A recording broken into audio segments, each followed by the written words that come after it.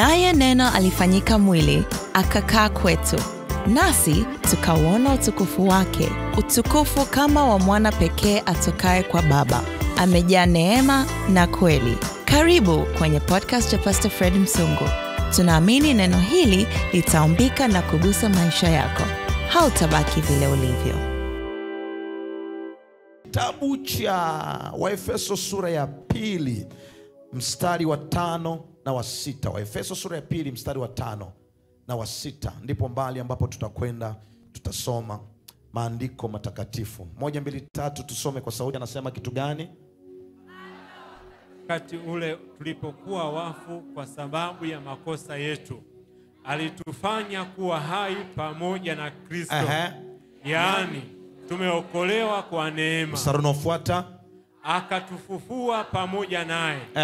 Akatuketisha pamoja naye katika ulimwengu wa roho katika Kristo Yesu. Naomba soma tena 1, 2, 3. Anasema kitu gani? Hata wakati ule mstari wa 6. Mstari wa 6 kwa sauti. 1, 2, 3. Nipe roho kidogo. Akatufufua pamoja naye. Akatuketisha pamoja naye katika ulimwengu wa roho katika Kristo Yesu. Amen. Kama unakubali kaa chini. Leo nataka nianze kukufundisha na Roho Mtakatifu anisaidie kuuelewa ulimwengu wa roho. Understanding spiritual realm. Kuuelewa ulimwengu wa roho. Tunaposoma hili andiko kuna kitu ambacho linatuonyesha ambacho ni cha ajabu sana. Anaanza kuongea juu ya kitu ambacho natamani leo nikiweke kama attention kwako. Anapoanza kusema hata wakati ule tulipokuwa wafu kwa sababu ya makosa yetu, alituhuisha pamoja na Kristo. Yani tumeokolewa kwa neema. Alafu utaona kuna kitu anakiongea cha ajabu sana. Anasema akatufufua pamoja naye. Maana yake kumbe kifo cha Yesu Kristo, na Yesu anapofufuka, ufufuo wake hauwi kwa ajili yake tu peke yake, lakini ufufuo wake kwa mujibu wa maandiko unakuja na ufufuo wa maisha yetu. Anasema akatufufua pamoja naye. Alafu binasema akatuketisha pamoja naye katika ulimwengu wa roho katika Kristo Yesu. Kwa hiyo utakuja kugundua tumeketishwa pamoja na Yesu Kristo, lakini mahali ambapo tumeketishwa anakuja kutuambia akatuketisha pamoja naye katika ulimwengu wa nini? Wa roho. Sasa kumbe tusipoelewa ya kwamba tumeteketishwa na Kristo katika ulimwengu wa roho, kuna vitu tunaweza tukawa tunavimisi, kwa sababu sisi kuna mtazamo wa mwilini tunao, lakini yeye ametuketisha pamoja naye katika ulimwengu wa roho. So kama tumeketishwa katika ulimwengu wa roho pamoja naye, ili tupate access ama tupate benefits, faida za kuketishwa pamoja naye, lazima tuwe na access katika huo ulimwengu wa roho ambao ndio huko tumeketishwa naye. Kama kuna mtu anaelewa aseme amen. Now nikupe andiko jingine utaona ambao itakusaidia. Ukirudi sasa kitabu cha Waefeso sura ya 1 na mstari wa 3, kuna kitu anakiandika pale kingine ambacho kinanipa kuona ulazima wa kuelewa ulimwengu wa roho. Waefeso sura ya 1 mstari wa 3 anaandika, anasema atukuzwe Mungu Baba Bwana wetu Yesu Kristo, aliyetubariki kwa baraka zote za rohoni katika ulimwengu wa roho ndani yake Kristo. Kwa unaona anaongea kwamba pia Mungu ametupa baraka zote. Baraka zote tunazo, lakini hizi baraka anasema ametupa baraka zote za rohoni, alafu katika ulimwengu wa roho. Sasa kuna mtu anasema, Pastor, baraka za rohoni mimi, yani anaposikia baraka za rohoni anadhani baraka za rohoni ni maombi, kuokoka. No, anaposema baraka zote za rohoni, maana yake kuna kitu nitakuonyesha baadaye. Anamaanisha pia vitu vya mwilini, kwa sababu vyote vinavyoonekana mwilini chanzo chake vimeanzia kwenye ulimwengu wa nini? Wa roho. Kwa anaposema ametupatia baraka zote za rohoni, maana yake chochote ambacho sisi tunakiita baraka, ili kionekane kwenye ulimwengu wa mwili, eneo letu la kwenda kuki-access hicho kitu ni eneo la ulimwengu wa nini? Wa roho. Now, that is the reason ni muhimu kwa kila Mkristo kuelewa dhana ya ulimwengu wa roho. sababu unajua kuna maneno wewe yanatamkwa alafu tunachukua ili neno kama chorus, si ndivyo eh? Yaani kwa mfano, yaani hapa na uhakika nikisema nikusimamishe niulize hapo ulimwengu wa roho ni nini, utasema ni wa roho. Yaani kwa sababu kuna dhana bado, unadhani bado ni kama ni kitu fulani, lakini kuna kitu unachotamani ukione. Maana yake anasema Yesu aliyetubariki kwa baraka zote za rohoni, alafu hizo baraka za rohoni ametubarikia wapi? Katika ulimwengu wa roho. Why? Kwa nini katika ulimwengu wa roho? Kwa sababu katika ulimwengu wa roho ndiko ambako sisi na yeye tumeketishwa. Tumeketishwa naye huko kwenye ulimwengu wa roho, na ndio maana na baraka zetu amezitaja huko. Sasa usipoelewa jinsi ambavyo ulimwengu wa roho unafanya kazi, una operate, unaweza ukawa na baraka zote za rohoni ambazo umepewa katika ulimwengu wa roho, lakini unashindwa kuzihamishia kwenye ulimwengu wa mwili. Kwa sababu ni lazima ujue chanzo cha baraka yako kinatoka wapi. Na ndio maana unaweza ukawa una matamko mengi na una vitu vingi ambavyo vimetamkwa juu yako havitokei, lakini kwa sababu haujajua dhana ya ulimwengu wa roho. Na tunapoongea ulimwengu wa roho, watu wa Mungu, natamani muelewe, ulimwengu wa roho ni halisi sana kama jinsi ambavyo ulimwengu wa mwili unaonekana. Ulimwengu wa roho, nasema tena, ni halisi kama ambavyo ulimwengu wa mwili unaonekana. Yaani kama jinsi ambavyo haudauti ya kwamba hapa nilipo nimepakanyaga, hapa nilipo panaitwa Ipagala West, hapa nilipo ni Destiny City Church, ndivyo ambavyo unatakiwa uelewe ulimwengu wa roho unafanya kazi namna hiyo. Tofauti ya ulimwengu wa roho na ulimwengu wa mwili, ulimwengu wa mwili una physical address, lakini ulimwengu wa roho hauna physical address, ila una kitu kinaitwa presence. Una kitu kinaitwa uwepo. Yaani ulimwengu wa roho hauna limitation. Na ndio maana ukitaka kuwa mtu ambaye hana kizuizi, lazima uwe mtu ambaye amebobea sana katika ulimwengu wa roho. Kwa sababu ulimwengu wa roho jinsi unavyofanya kazi, haufungwi na mipaka, haufungwi na umri, haufungwi na muda, haufungwi na wakati. Kwa hiyo ulimwengu wa roho, ukiwa unaoperate katika ulimwengu wa roho, unaweza ukayatamka mambo ambayo hayapo kana kwamba hayapo, kwa sababu kwenye ulimwengu wa roho kimsingi yapo. Unayahamishia kutoka ulimwengu wa roho, unayaleta kwenye ulimwengu huu. Katika jina la Yesu ninatamka juu yako ya kwamba kuanzia sasa Mungu atakupa neema ya kutembea kwenye ulimwengu wa roho, ambapo utaanza kuviita vitu na vitu vitakuja, na watu watashangaa vinakuaje hivyo vitu, ila kwa sababu umevisema kwenye ulimwengu wa roho. Matamko yote ambayo huwa ninatamka, ambayo yote huwa mnanitafsiri kama kichaa, yale matamko huwa natokea nayo kwenye ulimwengu wa roho na kuja kuyasema kwenye ulimwengu wa mwili. Kwa hiyo ili unielewe, unatakiwa na wewe kusikia kwa sikio la ulimwengu wa nini? Na ndio maana siku umechoka kabisa, umekata tamaa, ndio neno la kinabii linakuja, Mungu anakuinua. Ukisikia kwa sikio la mwilini, unaweza ukasema daise, yani mchungaji huwa anahubiri vizuri, ila akifika kwenye kutamka kwa sababu gani? Unaiangalia hali yako, na hali yako unaiangalia kutokea kwenye nini? Kwenye ulimwengu huu unaonekana. Lakini kama ungesikia kwa sikio la ulimwengu wa roho, ungejua ya kwamba kuna kitu kinatokea. Wakati malaika anaenda Gabrieli kwa Mariamu, anapompelekea habari, anamwambia mwezi wa 6 malaika Gabrieli tumwa na Mungu kwa mwanawali aitwaye Mariamu, akaenda. Anamwambia salamu, umejawa neema na utapokea mtoto. Mariamu anamuuliza swali very sensitive.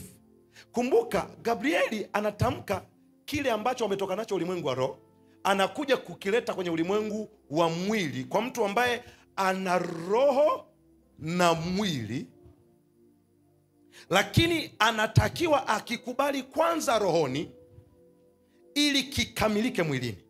So to say, kuna mambo hayatatokea kwenye maisha yako kwa sababu nimetamka, ila kwa sababu roho yako imekubaliana na kile kilichotamkwa kwenye madhabahu.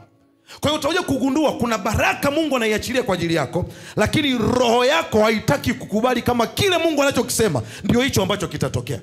Ndio maana Mariamu anapoambia utapokea mimba, Mariamu anaangalia mimba, Yusufu, kwao, kwetu. Anasema hii inakuaje? Akapiga hesabu ambayo anataka ya haraka ungeipiga.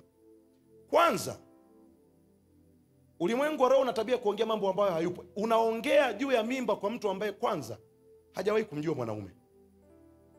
Bora ungetafuta tu hata mtu mwingine. hata wangeenda kule kwenye Agano la Kale wakatafuta wewe utapokea mimba, angejibu haraka ndio, kwa sababu wanajua. Au yule ambaye angeambiwa yule mama aliyekutwa kisimani na Yesu kwamba wewe utapokea mimba, yule angesema hata mwezi uliopita. Sio kama unanielewa. Lakini habari hii inaenda kwa Mariamu ambaye ndio siku yake ya harusi imekaribia. Nabii anasema hajawahi kukutana na Yusufu. Alafu malaika anapiga anasema wewe umejawa neema na tazama utachukua mimba utamzaa. Mariamu akasema haya mambo yanawezekanaje? Alafu anaposema itawezekanaje neno hili, anafika pale anamwambia hivi, Mariamu akamwambia malaika, litakuwaje neno hili, maana sifanyaje, simjui mume. Kwa unaona sasa, ingekuwa kwenye ulimwengu wa kawaida wa kimwili, kama ndio malaika amekuja na tabiri, watu kwenye ibada wangesema leo alihubiri vizuri, lakini kwenye kutabiri pale kapaisha. Lakini unaona mstari unaofuata kuna kitu anakiandika, anasema malaika 1 2 3 kila mmoja soma, 1 2 3 kila mmoja soma ubaoni.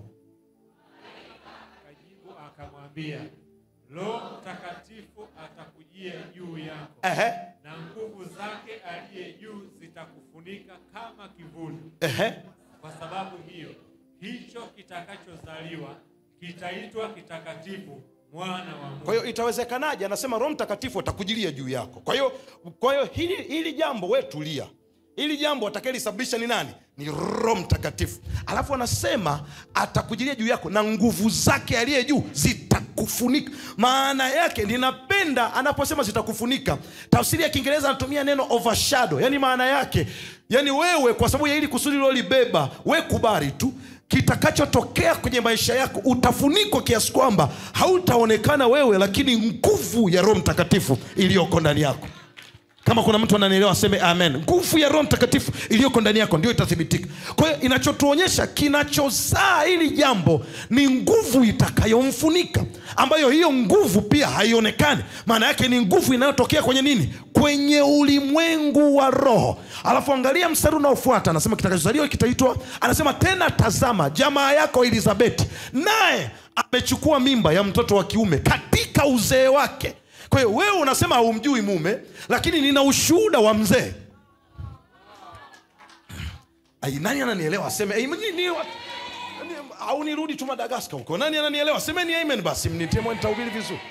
Anasema wewe unashangaa kwa hichi ulichokibeba, humjui mume, lakini mimi kuna ndugu yako Elizabeth, yeye naye anayo mimba na katika nini? Uzee wake. Anasema na ana mimba ya mtoto wa kiume katika uzee wake, mwezi huu wa 6, na kwake yeye aliyeitwa. Kwa hiyo huyu alikuwa ni mzee na tasa. 1 2 3 kila mmoja soma pale. 1 2 3 kila mmoja soma. Na kufundisha mambo ya ulimwengu wa roho. 1 2 3 soma kwa sauti. Tena tazama, jamaa yako Elizabeti naye amechukua mimba ya mtoto wa kiume katika uzee wake, na mwezi huu ni wa 6 kwake, yeye aliyeitwa tasa. My God. Kwa hiyo ana mimba ya miezi 6. Mzee aliyeitwa tasa kwa jina la Yesu. Kila hali iliyoitwa tasa kwenye maisha ya mtu fulani kwenye ibada ya leo, kila hali ambayo imesubiri kiasi cha kutosha, kiasi cha kuwa hali ya kizee, imekuwa ni hali iliyokaa kwa muda mrefu, ninatamka kwa neno la Bwana, katika mwezi huu wa mafuriko, katika jina la Yesu, utaona mkono wa Bwana ukifanya uzae kwa jina la Yesu. Nasema kila ambacho kilikuwa hakisikii dawa, hakisikii neno, hakisikii chochote, kwa neno hili kwa jina la Yesu Kristo, ninasimama kushuhudia ya kwamba neema ya Bwana inakupa kupokea. Kama unaelewa sema haleluya. Anaona anasema kwamba yeye mwezi huu wa 6 kwake yeye aliyeitwa nini? Tasa, mzee na tasa. Mstari unaofuata, kwa kuwa hakuna neno lisilowezekana kwa Mungu. Kwa hiyo unaona haya mambo yote ukiyadefine kibinadamu hayawezekani, lakini anakuja kutuonyesha ikiwa hayawezekani kibinadamu, maana yake yana root fulani, na hiyo root inaitwa ulimwengu wa roho. Yamezaliwa kwenye ulimwengu wa roho. Sasa nikupeleke darasani.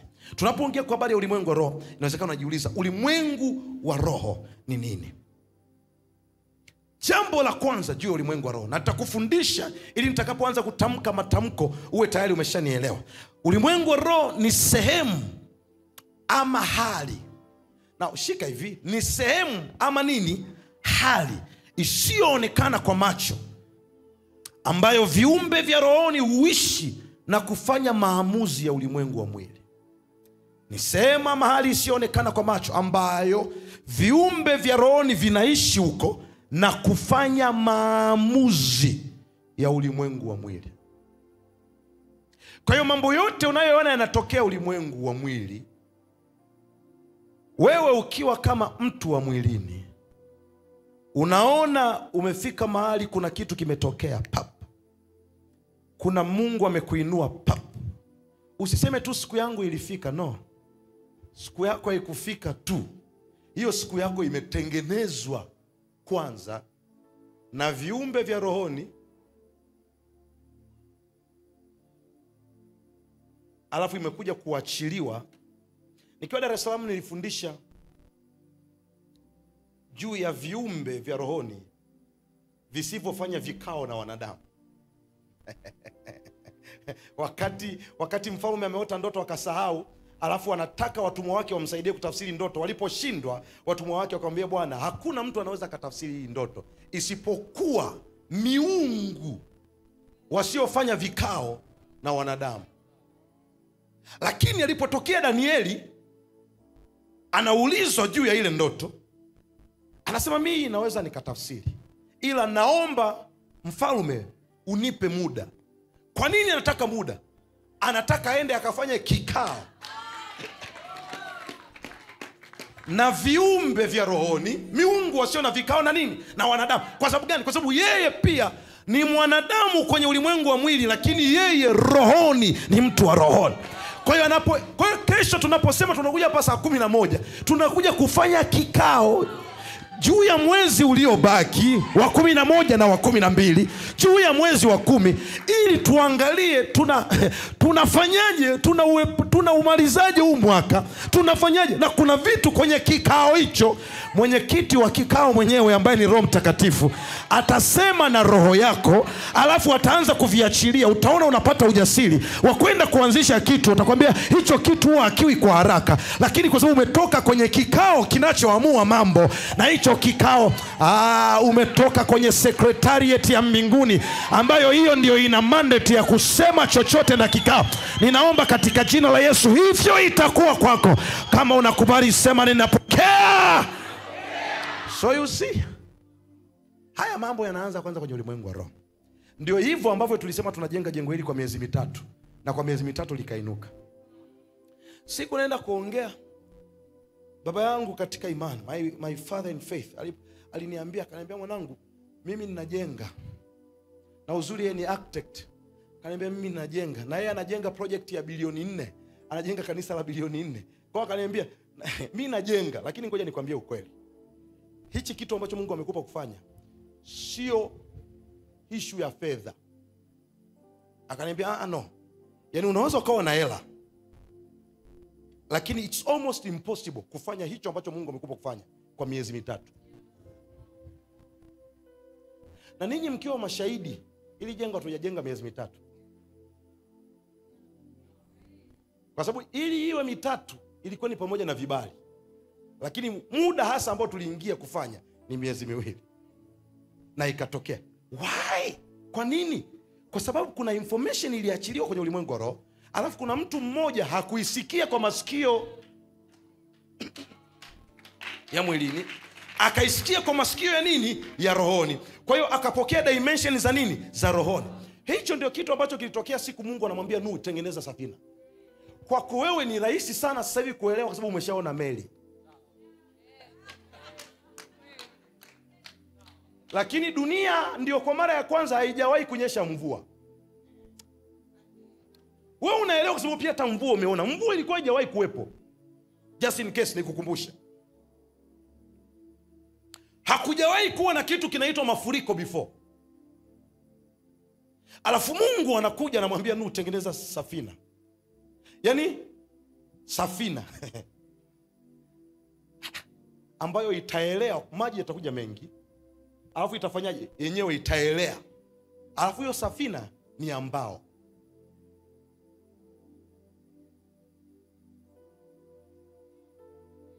Alafu ukisoma vizuri utakuja kugundua hata vipimo vya safina aliyevitoa ni Mungu.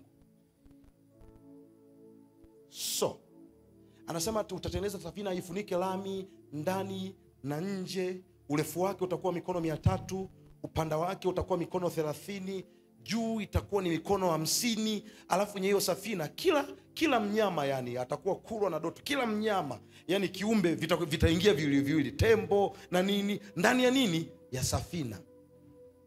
Alafu akatengeneza safina kwa mara ya kwanza, akajaza na wanyama na haikuzama. Alafu kuna watu wakataka kutengeneza meli kubwa duniani inaitwa Titanic. Wakaitengeneza hiyo meli, ilikuwa ni moja kati ya meli ya kifahari kuliko zote zilizowahi kutokea. Wakaitengeneza wakati meli nyingine nyingi kubwa zimeshatengenezwa. Na nilikuwa naangalia biography yule mwandishi wa ile meli, akatangaza akasema aina ya mashine tuliyoijenga si hata Mungu anayeweza kuizamisha, kwa sababu tayari kuna vyuma wameshavitengeneza vikaelewa, wameshapata ujuzi na experience. Tulitengeneza ya kwanza, ya pili, ya tatu, ya nne, ya tatu, hii imeenda, wakatengeneza na wakasema hivyo si hata Mungu anaweza kuizamisha. Na mabibi na mabwana, safari ya kwanza ya ile meli ilizama. Safari ya nini? Baada ya maelfu ya meli kutengenezwa duniani, safari ya kwanza ya ile meli ikazama. Lakini kuna mtu anatengeneza meli ambao ndio kwa mara ya kwanza ana invent, na mara ya kwanza ikaelea, ikiwa imebeba mzigo mzito kuliko mzigo wote. Wewe usifanye mchezo. Tembo wawili, vifaru wawili, simba wawili, kila kitu viwili, hata vingine ambavyo tuvijui wawili, kila kitu, na meli ikaendelea ikafika. Lakini ni kwa sababu kuna dimension zilitokea kwenye ulimwengu usioonekana, unaitwa ulimwengu wa roho, akazipokea mtu akaanza kuzihamishia kwenye ulimwengu unaoonekana. Watu wote waliokuwa wanamuangalia kwa ulimwengu unaoonekana, kwa macho yanayoonekana, wakawa wanamuona amekuwa kichaa. Na ndio maana Isaya anaandika, anasema hao watu japokuwa wanaonekana ni wajinga, lakini kwa sababu wamesikia kwenye ulimwengu wa roho hawatapotea ile njia. Hicho unachokijenga katika Mungu, katika jina la Yesu, jirani yako anaweza asikuelewe. Mnaamka saa 11 ile iwaje? Yani mbona Mungu hayuko hivyo? Simngeamka tu hata saa wanaweza wasielewe. Lakini kwa sababu tumesikia kutoka kwenye ulimwengu wa roho, kuna kitu tunakijenga. Mwisho wa siku, saa ikifika, wataelewa ulichokuwa unajenga kwa jina la Yesu. Nasema wataelewa ulichokuwa unajenga kwa jina la Yesu. Watu wanashanga wewe kila siku maombi kanisani, hawaelewi nini unafanya, lakini iko siku wataelewa katika jina la Yesu. Kama unakubali, mpe Yesu makofi ya utukufu. Kwa hiyo ulimwengu wa roho, jambo la kwanza, ni sehemu ama hali isiyoonekana kwa macho, ambayo viumbe vya rohoni huishi na kufanya maamuzi ya ulimwengu wa mwili. Kitabu cha Yohana sura ya 3 mstari wa 6 na 8 anatuthibitishia kitu cha ajabu. Yohana sura ya 3 mstari wa 6 na 8 anatuonyesha kitu. Anasema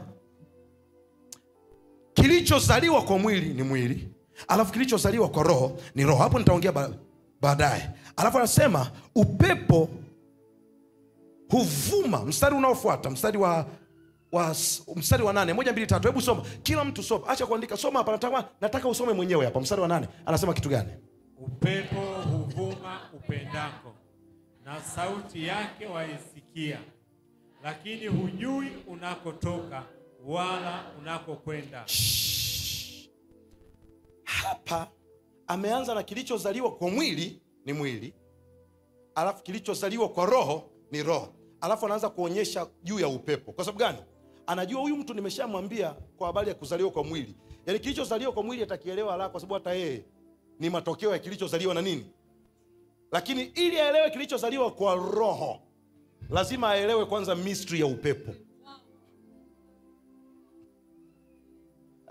Watu wachache wananielewa. Hii baada watu wameenda wapi?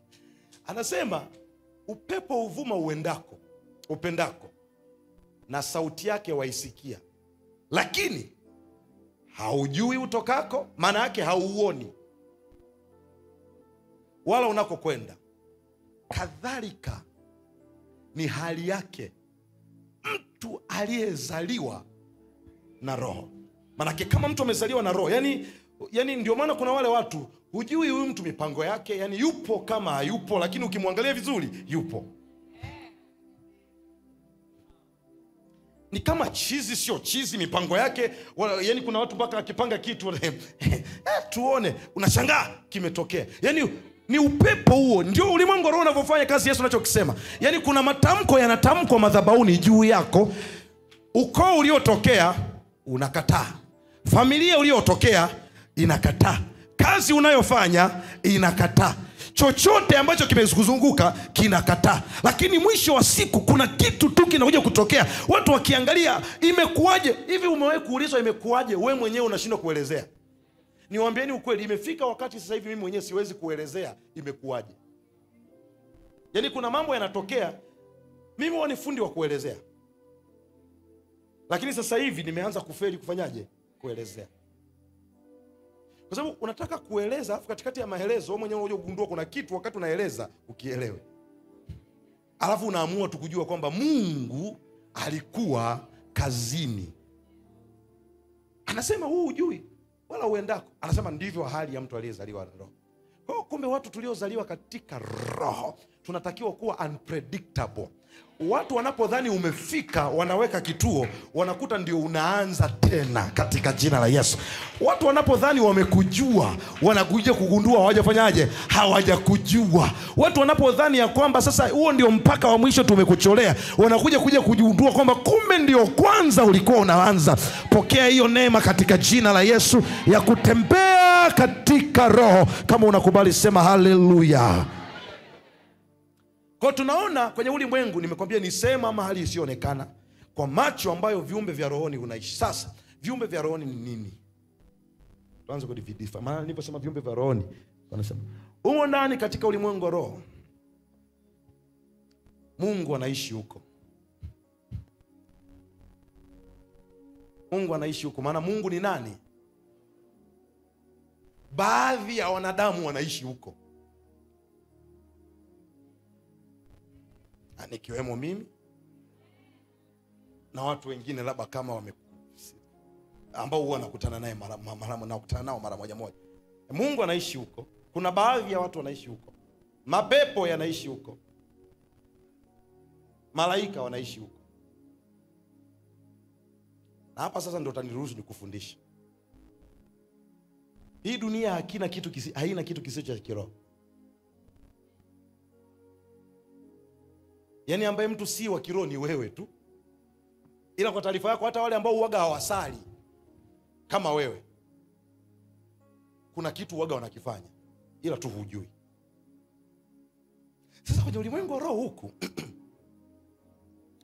huku yuko Mungu, huku yako mapepo, huku yuko adui, huku wako baadhi ya watu pia, ama wa nuru ama wa giza. Niliwahi kwenda Arusha. Nilipofika mtaa, nilikuwa naenda nanilia Arusha. Nilipofika mpakani nilikuwa naendesha. Nikasikia tu, shuka hapa, tamka, waambie unakuja. Nikashuka pale. Napendaga hayo mambo basi. Nikashuka, nikavua na viatu pale. Nikasema katika jina la Yesu, Arusha nakuja. Katika jina la Yesu Kristo nakuja. Nikafika nilipokuwa naenda kwenye semina. Nikasimama kwenye madhabahuni. Kulikuwa na nguvu kubwa sana ya Mungu inatembea. Nafikiri siku ya 3 kuna kitu kitatokea. Nikatamka nikasema, yani hapa ambao hawanielewi, kulikuwa kuna mwamba umetokea, sasa natakiwa kuvunja. Nikasema sasa natamka, ambaye hanijui mimi ni mtu tu wa ulimwengu wa mwili. Chochote ambacho kiko kwenye ulimwengu wa roho sasa hivi mnanijua, na wakati nakuja niliwaambia kwa jina la Yesu, pasua mwamba, achia. Akaachia. Lakini ilitokea kwenye introduction ya kwamba chochote cha mwilini, niwaambieni ukweli, yani hata hapa ambao wanijui kwenye huu mji ni watu wa mwilini tu. watu wa rohoni wote, ama wa Mungu ama wa shetani, tunajuana wote wanani, kwa sababu kuna mahali tumeshakutana. Kuna mahali tumeshakutana, wameshajaribu kupiga, wakaja kugundua namba unayopiga kwa sasa haifanyaje, haipatikani. Jaribu tena wakati gani? Baada. Kwa hiyo tunajuana vizuri, na kuna level ukishafika umetambulika kwenye ulimwengu wa roho, unakuwa untouchable. Kwa sababu pia mapepo yana tabia ya kujaribu mtu. Yakikukuta huko mpeche ndio inakuwa anacheza na wewe. Unakuwa kila ugonjwa mpya unaotoka majaribio yake ni kwenye mwili wako wewe. Yaani ukitoka unaitwa COVID, wewe ndio wa kwanza unaanza wewe. Ukitoka unaitwa sijui ugonjwa unaitwa alea unaumwa wewe. Si unasema kuna homa ya kuinuka shingo. Wa kwanza ambaye ameinuka shingo ni nani? Ni wewe. Kuna homa miguu imesogea mbele. Wewe. Hebu kataa hiyo hali katika wewe. Mwili wako ni hekalu la Roho Mtakatifu. Haiwezekani kila ubaya ujaribishiwe kwenye maisha yako.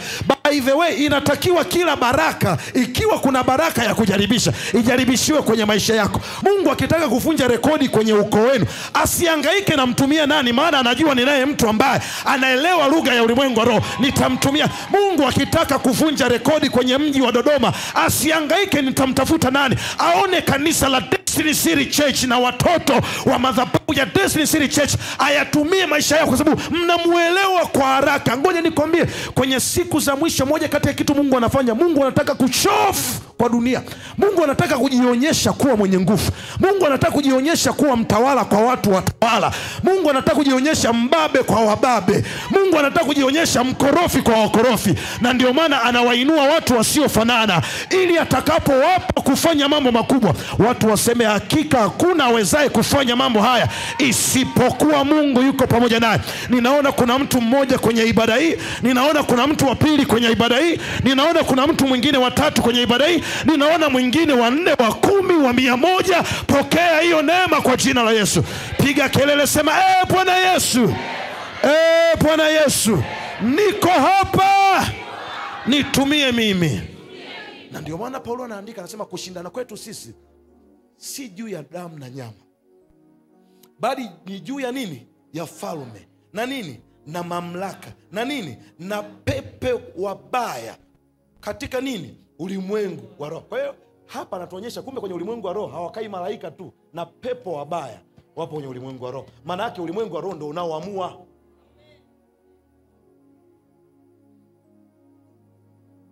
Oja kukutana mtu ofisini anakuambia, kama hujanikuta nitakukuta kwenye hicho kiti. Alafu sasa ndio inabidi unainuka, unasema kama mimi sio mtoto wa Mungu, tutaona mimi na wewe. Mimi sasa hivi moyo wangu umejaa, nina material tu ya kuwafanya watu kuwa makorofi. Sio kwa nini?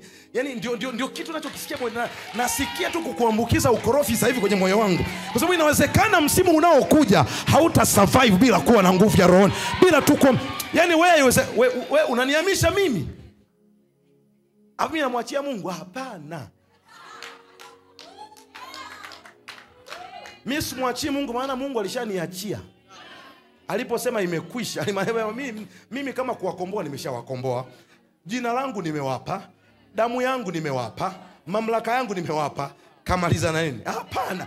Wewe unaniambia mimi utaama kwenye mji huu? Mimi shata ya rapakatapa yada. Yaani mimi ndo napenda kwambia sasa tutaona mimi na wewe nani ataondoka. Pokea hiyo nguvu. Watoto wa Mungu lazima tujue nguvu yetu sio kwa ajili ya vyeo tulivyo navyo, sio kwa ajili ya hela tulizo nazo, sio kwa ajili ya nafasi tulionayo, ni kwa ajili ya Mungu tuliyembeba ndani. Na ukijua Mungu uliyembeba ndani, hakuna kiumbe kitakacho. Anasema tuseme nini basi juu ya hayo? Mungu akiwa upande wetu, ni nani aliye juu yetu? Watu wanaonielewa waseme haleluya. Unaweza usiwe bosi, lakini wewe ndio ukao unaamua. Kwa sababu maamuzi wewe yafanyiki kwenye yaani kule mchana, asubuhi kwenye vikao huwa ni matokeo ya mambo ambayo watu wamefanya vikao vya siri usiku. Kwa hiyo wewe kabla unajua kabisa hichi kikao mimi niliwahi kuitoa kwenye kikao kimoja kigumu sana. Kiongo anakumbuka kigumu sana. Na kile kikao walikuwa wamepanga kwenda kwenye persecute. Kwa mahali fulani wakaandaa. Wajumbe wa kikao wakajiandaa, wakajipanga, wasema huyu lazima huyu kijana. Wakaniita kwenye kile kikao. Nilikuwa natoka Morogoro. Kapigiwa simu, "Uko wapi?" "Kwa Morogoro." "Mchungaji uko wapi?" "Niko Morogoro." "Sasa tunakuhitaji kwenye kikao leo." Sema, "Kuna nini?" "Wewe njoo tu kwenye kikao." Aliposikia hivyo,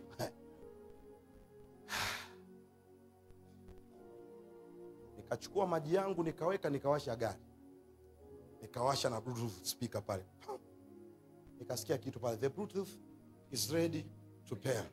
Nikapair pale, nikaangalia accept, nika accept pale hapo. Nikaweka tu zile sound za nyuma zile.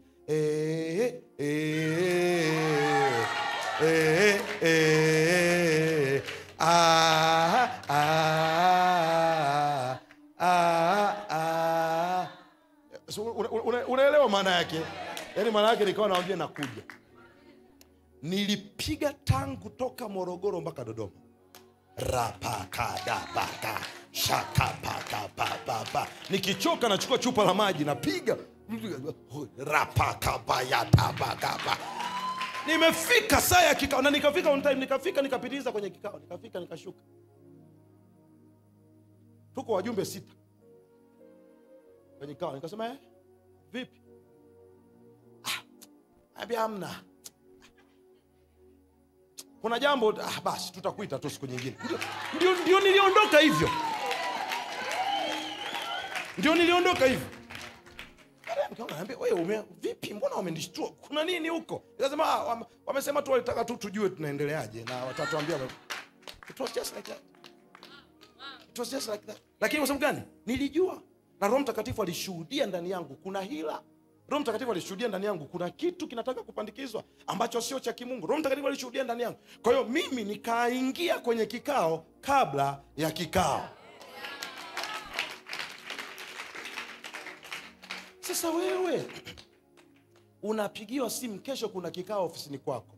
Unaanza kuwatafuta watu. Kwani kuna nini? Huyo unayempigia simu ndio aliyekuchoma. Unamuuliza no, rudi kwa Roho Mtakatifu. Wamesema natakiwa nikakutana nao kesho. Paulo wamemuita gerezani, wanataka kumfunga. Wakasema mashtaka yake, kosa alilofanya, wakamwambia Paulo na wewe jitetee. Kumbe Paulo alishamalizana na Roho Mtakatifu zamani. Biblia inasema Paulo akaanza kuongea, alikuwepo yuko Festo pale na Agripa. Akapiga kelele akasema, "Paulo una wazimu. Kusoma kwako kwingi kumekugeuza ufahamu. Unataka kunigeuza na mimi niwe mlokole?" Yaani Paulo aliitwa akashtakiwe kwa ajili ya kuhubiri Injili. Akiwa mahakamani akahubiri mpaka mtu ambaye anamhukumu akaona mimi nikimwacha huyo aongee naokoka hapa. Pokea hiyo neema katika jina la Yesu. Nasema pokea hiyo neema katika jina la Yesu. Pokea hiyo neema katika jina la Yesu Kristo. Anasema alipokuwa akijitetea hivi, Festo akasema kwa sauti kuu, "Paulo, una wazimu. Kusoma kwako kwingi kumekugeuza akili." Mstari unaofuata anasema, "Lakini Paulo akasema, sina wazimu, Festo mtukufu, bali na nena maneno ya kweli na ya akili kamili." Mstari unaofuata anasema kitu gani? "Kwa maana mfalme anajua habari za mambo haya, nami naweza kusema naye kwa ujasiri, kwa sababu najua sana ya kuwa hapana neno moja katika hayo asilolijua, kwa maana jambo hili halikutendeka pembeni." Mstari unaofuata tumalize tamu. "Mfalme Agripa akasema, waamini manabii." Najua kuwa anaamini. Mstari unaofuata anasema kitu gani? Agripa akamwambia Paulo, "Kwa maneno machache wadhani?"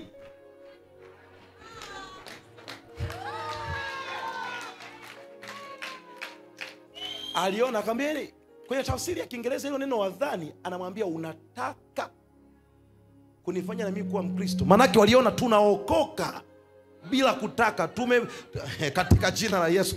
Mungu akakupe hiyo neema. Watu ambao watakuita kukushutumu, utageuka katika jina la Yesu kwa nguvu ya Roho Mtakatifu na kwenda kuwa mshindi. Kama unapokea piga kelele haleluya.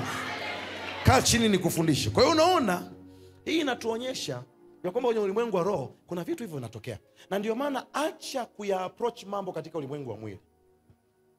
Usiseme tu mimi huyu ananichukia, mimi sijui nimemkosea nini. Hakuna ulichomkosea, ila ulimwengu wa roho ndio umekosana. Sometimes people do not hate you. Usishangae, yani kuna wakati watu hawana beef na wewe. Mimi nimewahi kukutana na mtu akaconfess hanipendi na hajui kwa nini hanipendi, lakini mimi nikajua kwa nini hanipendi. Kwa sasa wewe shida yako unaanza kusema aha, sasa nitadili na ninyi perpendicular. Hauna cha kudili naye, hauna cha kufanyaje, cha kudili naye, hauna cha kudili naye. Kitu pekee unaweza ukajitendea haki ni kujua tu hii imetokea kwenye ulimwengu wa roho. Alafu kwenye ulimwengu wa roho wewe nenda ka press demand kwenye ulimwengu wa roho, nenda katamke matamko kwenye ulimwengu wa roho. Utakuta tu watu wale wale wanasema kiongozi, Mungu akubariki. Mimi nimewahi kwenda kuhubiri mahali nimemaliza kuhubiri ibada, anatokea mtu anakuja na nikumbatia, kaja kanivamia. Mungu akubariki sana, naomba unisamehe, naomba unisamehe. Sasa mimi namsameheje mtu simjui? Kuna kitu tu rohoni kaniambia huyu, nafikiri ni mmoja wa wale watu ambao waga wanasema juu ya watu wasiowajua. Alafu leo tumekutana, nikamwambia mtu wa Mungu, nimefanyaje? Nimekusamehe. Wala hata sikutaka kujua ni nini kimetokea. Na ndio maana wakati mwingine namna ya kulinda moyo wako, Mungu anapokuvusha kwenye jambo usitaki kujua nani alisema ama kilikuwa nini. Yaani kuna wakati hekima tu ya Mungu, ukishaona Mungu amelimaliza, usianze tena kwani wewe hii habari alikwambia nani? Utaanza kupata listi ya watu ambao utaje kugundua moyo wako hauwezi kuhendo. Lakini watu ambao wana maturity katika imani, ikishapita imeisha. Ni ananielewa? Kwa ulimwengu wa roho nimekwambia ndio mahali ambapo viumbe vya rohoni vinafanya maamuzi. Jambo la pili, twende taratibu nikuonyeshe. Tunaposema ulimwengu wa roho tunasema kitu gani? Tunaongea juu ya uhalisia wa kiroho unaotawala mambo ya mwilini. Uhalisia wa kiroho unayotawala mambo ya mwili. Uhalisia wa kiroho unaotawala mambo ya mwili. Kitabu cha Waebrania sura ya 11 na mstari wa 3, kuna kitu ambacho natamani ukione pale. Waebrania anaandika, anasema kwa imani twafahamu ya kuwa ulimwengu uliumbwa kwa neno la Mungu.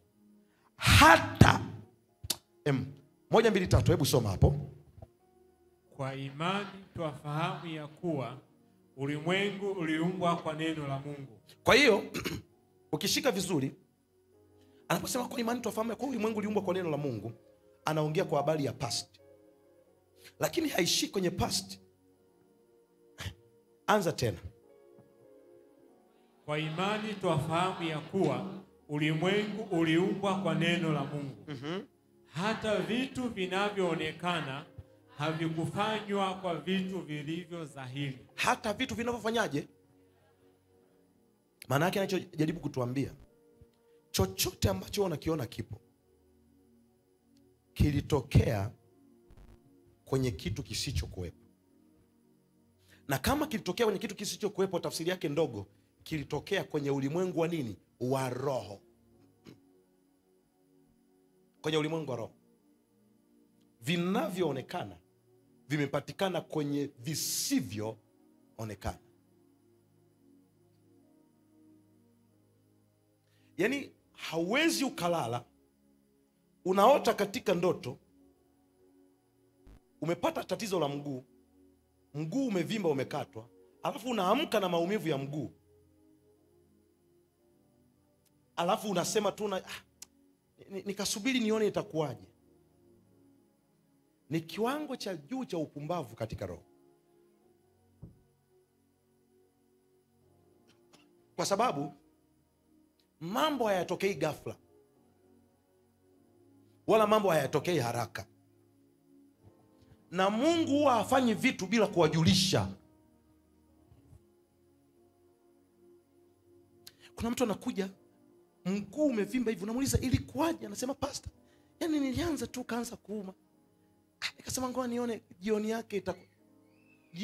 Siku moja nikiwa natoka Arusha, nikaingia kwenye, nilikuwa na ibada, nimefanya ibada asubuhi Arusha, nilikuwa naenda kufanya ibada ya pili jioni Dar es Salaam. Nimeingia kwenye ndege, niko na earphones zangu, nimekaa kwenye kiti. Nilikaa na dada mmoja wa Kiarabu. Sasa sisemi yeye kwa sababu ni Mwarabu, na kueleza tu ni Canada wa Kiarabu. Maana watu ukishasikia sasa loga baba. No. Nacho kueleza kwamba nilikana mtu. Wakati tunapanda tunaruka sasa. Nimevaa tu earphone. Nikaanza kusikia sikio la huko. Linafanya di. Nikakumbuka ile unajua hata wakati wa mawimbi kuna wakati masikio huwa yanakuwa disturbed. Nikakubaliana nayo. Sikio limekuwa nini? Disturbed. Kwa kadiri tunavyopanda kabisa nikasikia ili hata ile ndisi isikii. Ni kama limeshaanza kupoteza kusikia. Nikaanza sikio la pili. Linaanza vile vile. Kitu kikaniambia moyoni, sasa utaomba au utaangalia umekaa na mtoto wa Kiarabu hapo. Na unaelewa maombi hapo, uombi hivyo. Ndio unaenda hivyo, ndio masikio yanaenda hivyo. Nani ananielewa? Sio kama kuna mtu ananielewa. Najaribu kukuonyesha ndio hivyo, unaanza kuongea kwa ishara. Wakati huo natafuta, unajua ni ndege, nipo kwenye ndege, watu tuko juu. Niliposikia tu hili, nikasikia ile sauti moyoni inaniambia sasa ni ama utaomba ama tutatafuta vitu vya. Nikaangalia pembeni kwa amekaa. Utajuta. Nikawasha arapakapakatapaka yakapakakapapapa. Na wakati naendelea nikasikia kitu na nikajua imeitika. Nikasha yakatatatata. Amekaa pale kwenye ndege.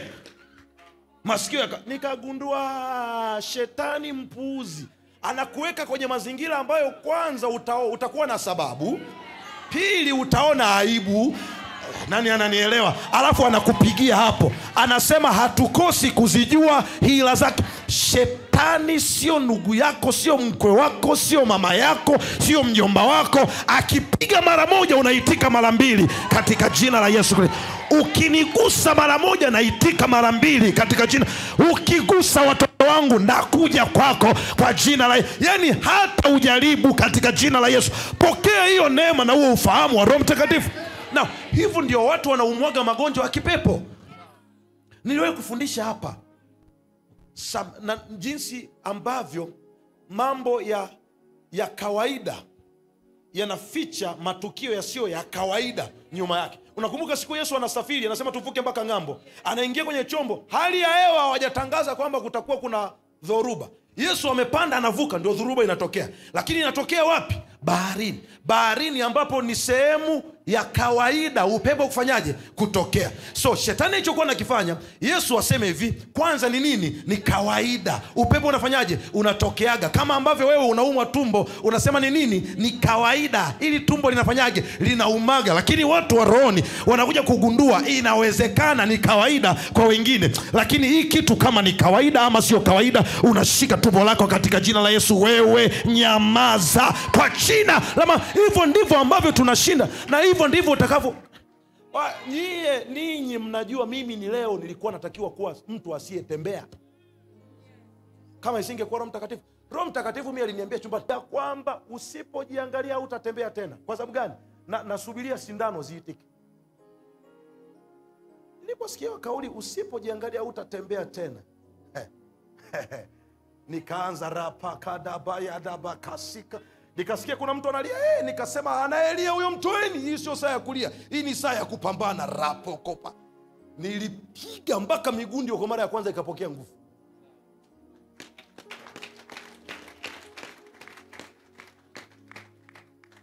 Sasa wewe una vimeo vingi sana kwenye maisha yako. Yaani kabla haijafika kuwa roho ya madeni, inaanzaga na deni moja.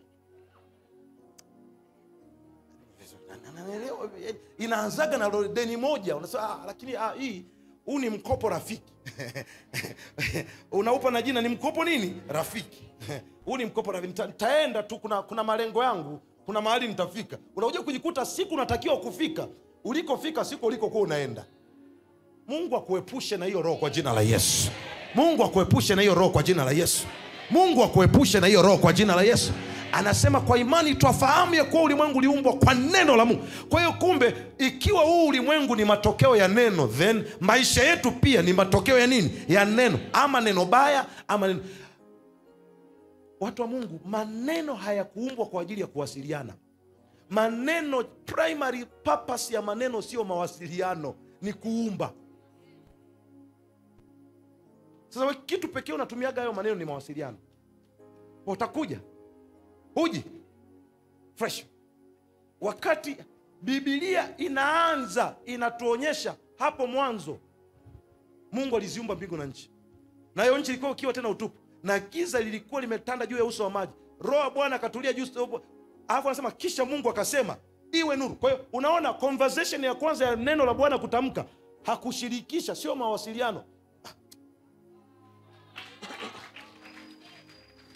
Alikuwa anaweza, alitakiwa conversation ya kwanza ilitakiwa hiyo hivi: jamani, kuna giza, tunafanyaje? Lakini hii conversation ya kwanza limetokea giza, hakomunicate kwa habari ya giza, anaumba nini? Nuru. Akasema iwe nuru. Hebu sema kwa jina la Yesu, iwe nuru kwenye maisha yangu. Sema kwa jina la Yesu, iwe nuru kwenye familia yangu.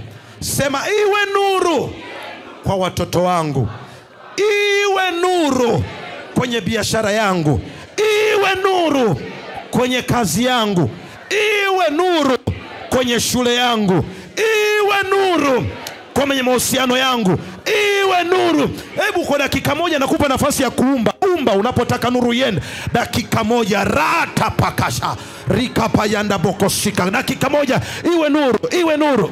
Let there be light. Iwe nuru, iwe nuru, iwe nuru, iwe nuru. Dakika moja umba. Nani ananielewa angepaza sauti yake aombe vizuri. Iwe nuru, iwe nuru, iwe nuru. Let there be light in my relationship. Iwe nuru. Mwanga utokee, mwanga utokee, mwanga utokee. One more minute. Mwanga utokee, mwanga utokee katika jina la Yesu Kristo. Mpe Yesu makofi ya utukufu kama unakubali.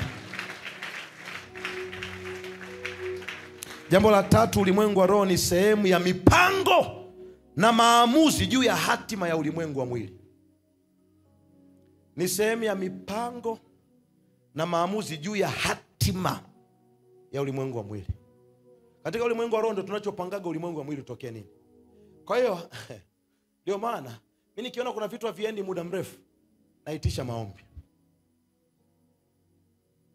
Kwa hiyo whatever happened in this service kilipangwa saa 10 ya alfajiri. Yaani sasa nisikia mtu niangalie hivi. Asante Roho Mtakatifu. Niangalie. Kia mtu niangalie. Mimi ninaweza nikatoa idadi ya watu ambao hawakutaka kuja kwenye hii ibada ya leo. Mko hapa. Na haukutaka either kwa sababu kuna kitu tu kilitokea ambacho ni dharura kikakufanya utake usije, ila for some reason unajikuta umekuja. Hao watu wako, nyosha mkono. Sasa ninyi kwa nini mmekuja? Asubuhi niliwaita. Yaani asubuhi nilipofika hapa, moja kati ya assignment niliyokuwa nao, niliambiwa kuna watu neno hili litakuwa ni hatima kwao, ila hawatakuja. Watakutana na kizuizi. Nikasema hawaji.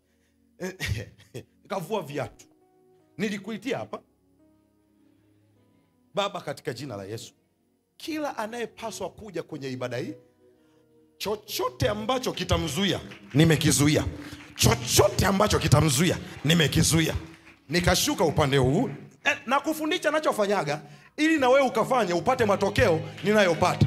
Nikashuka upande huu nikiwa niko peku, nikaanza kuwaitia huku kwamba Baba, hichi kiti kimewakilisha mtu ambaye anatakiwa kukaa hapa, na kila nafsi ambayo inatakiwa kukaa hapa leo ninaiita haitakosa kuja kwa jina la Yesu. Na ndio maana pamoja na uzito uliousikia ndio wewe hapa umekaa hapa.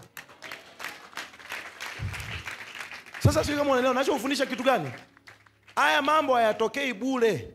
Na wewe ita. Sema katika jina la Yesu, nasikia kama kuna kitu, amani moyoni mwangu inakata huko kazini nakoenda, kwa jina la Yesu. Yoyote aliyekaa kuanzia mlinzi mpaka bosi, kwa jina la Yesu, mkiniona mtanipenda.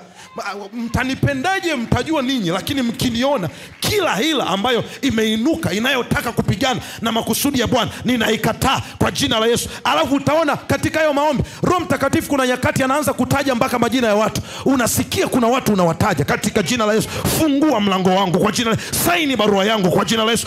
Apitisha kazi yangu kwa jina la Yesu. Achilia mkataba wangu kwa jina la Yesu. Unaanza kumtaja. Ukifika kule kuna kitu kinatokea. Mtu anakuambia, yani nilikuwa wewe na kuwaza. Hukuniwaza kwa kupenda, nimekuwazisha.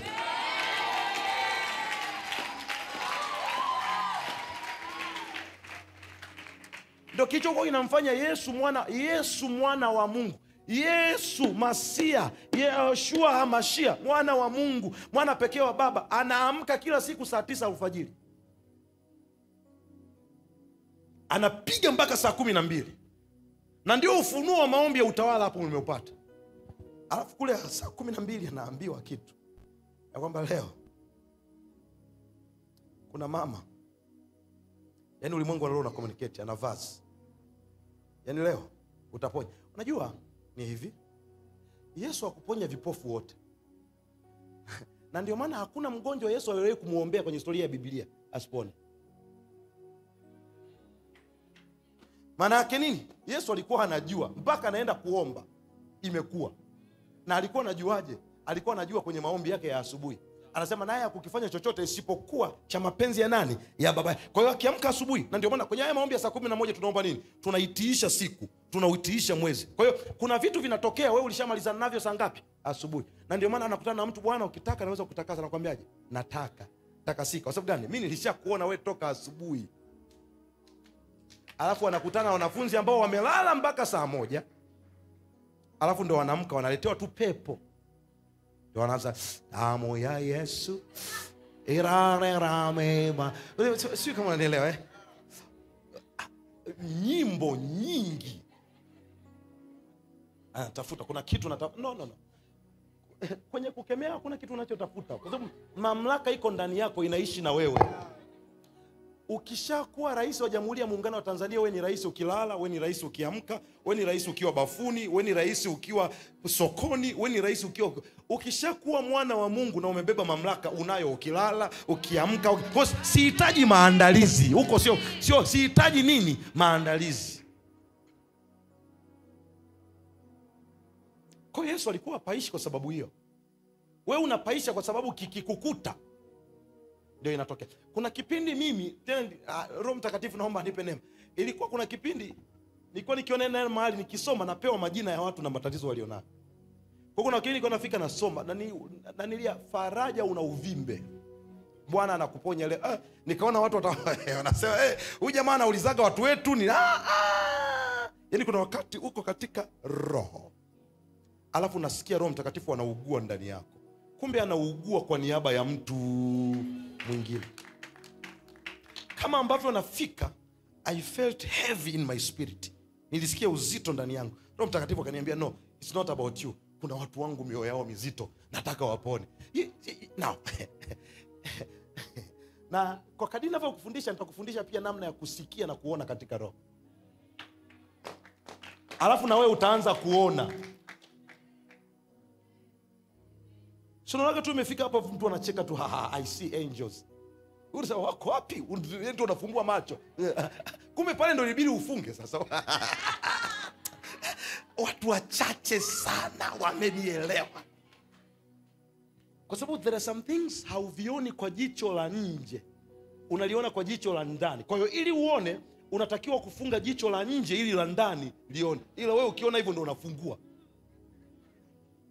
Ndio hapo tunapotofautiana. Haya mambo ni rahisi mno. Roho Mtakatifu nashukuru.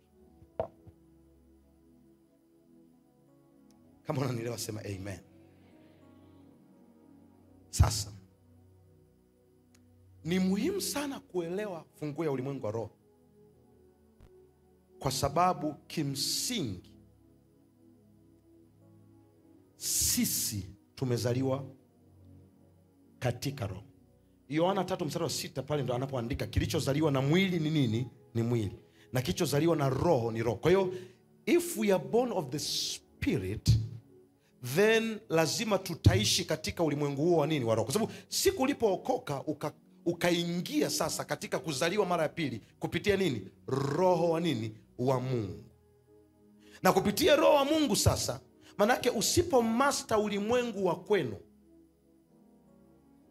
hakuna kitu ambacho kitatokea kwenye maisha yako. Na ndio maana kuna walokole wengi wanaishi kwenye maisha chini ya standard, kwa sababu wana urokole wa kuukili, lakini bado hawajajua namna ya kutembea dimension za rohoni kutokea kwenye kile ambacho wamekiamini.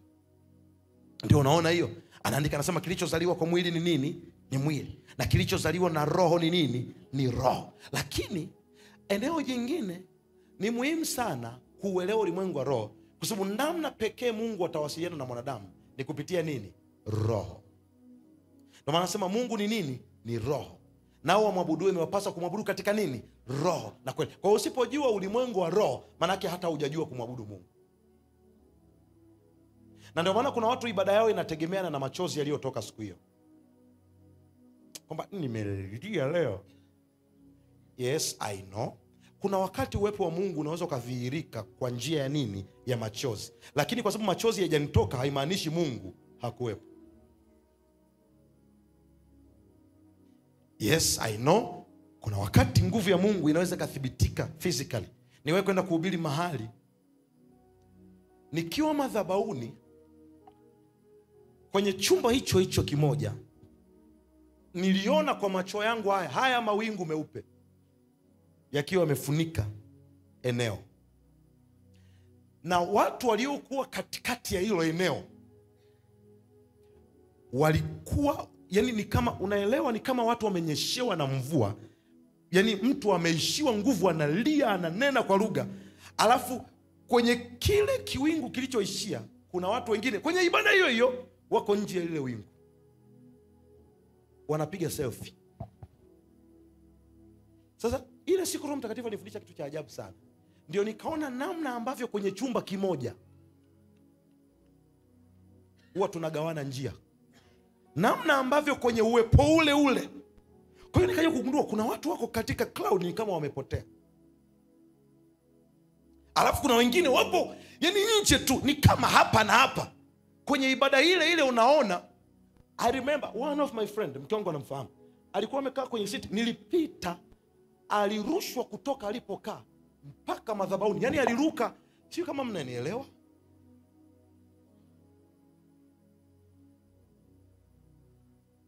Nikagundua kumbe ulimwengu wa roho namna pia ya access ni connection ya ndani ambayo wengi hawaijui, na ndio maana hawaconnect. Sasa hauwezi kumwabudu Mungu ambaye ni roho kama wewe haujaweza kuswitch kuingia kwenye nini? Kwenye roho yako. Kwa sababu watu wa Mungu,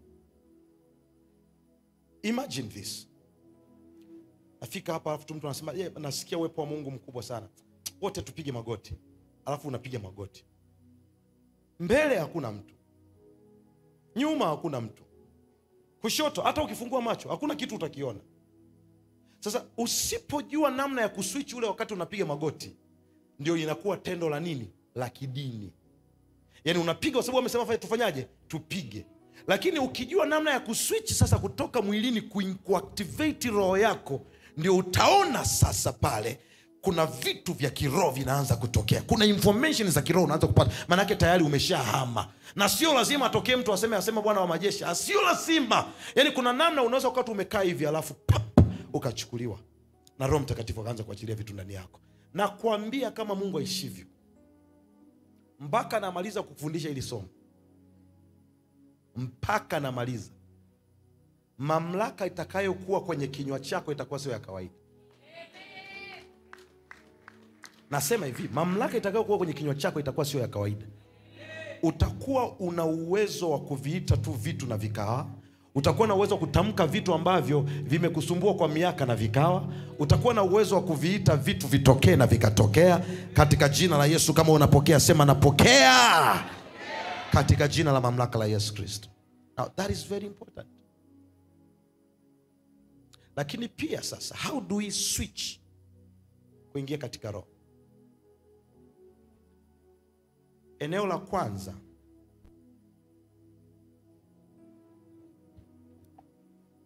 ambalo litakusaidia,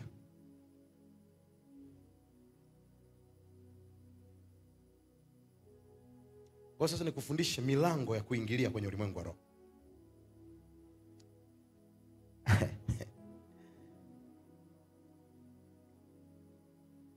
Eneo la kwanza kabisa na la muhimu la kuswitch kutoka mwilini kuingia katika ulimwengu wa roho na kuwa beneficial mambo ya roho ni roho yako.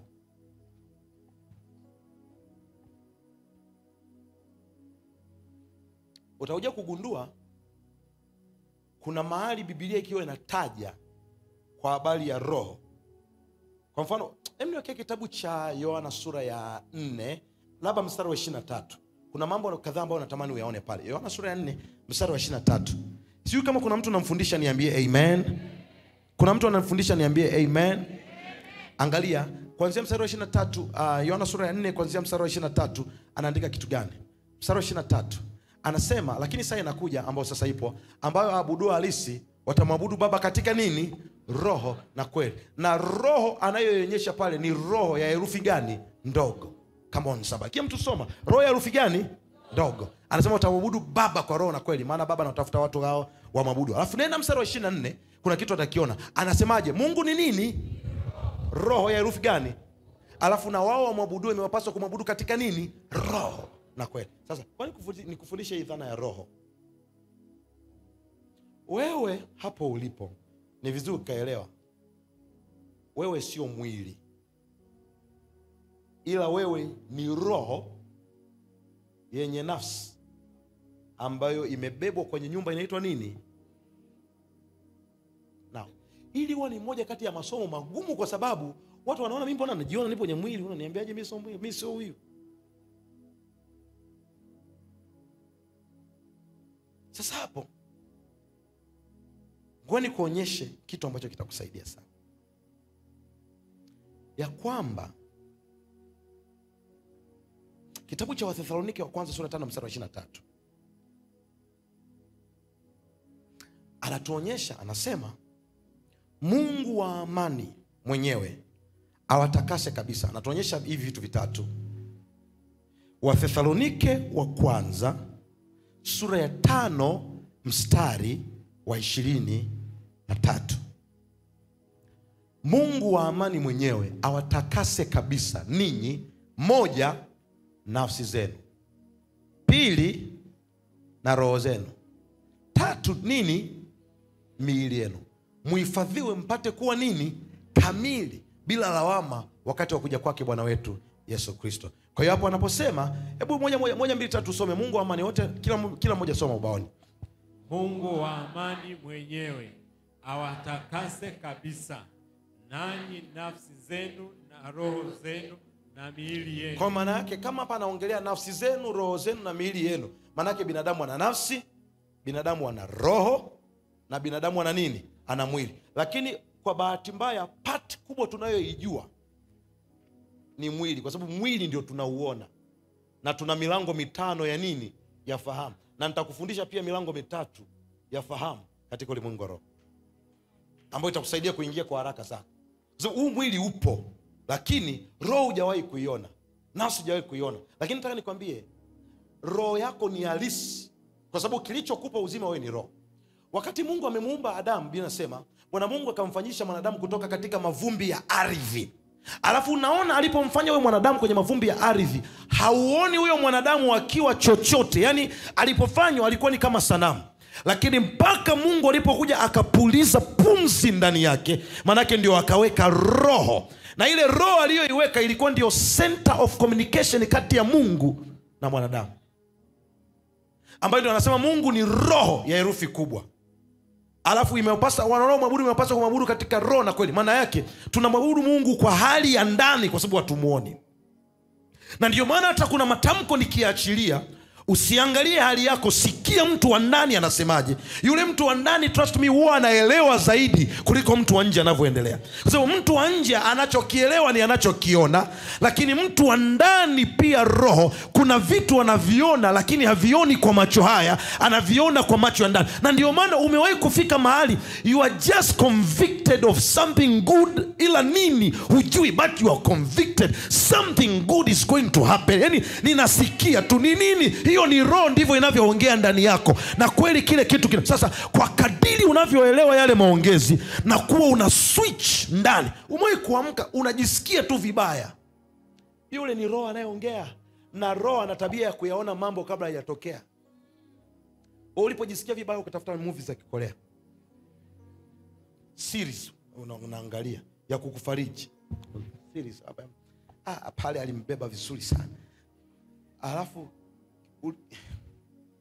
badala ya kuingia katika ulimwengu wa roho, kama kuna mtu anaelewa aseme amen. Unaona sasa hapa anaongea kwa habari ya hiki. Sasa roho ya mwanadamu ndio ambayo inamwezesha Mungu kufanya kazi na mwanadamu. Angalia kitabu cha Mithali, my God. Mithali sura ya 20 mstari wa 27. Mithali sura ya 20 mstari wa 27, kuna kitu anakiandika hapo cha ajabu ambacho kitakusaidia. Cha ajabu ambacho kitakusaidia, natamani ukione. 1, 2, 3 soma. Anasema kitu gani? Pumzi ya mwanadamu ni taa ya Bwana.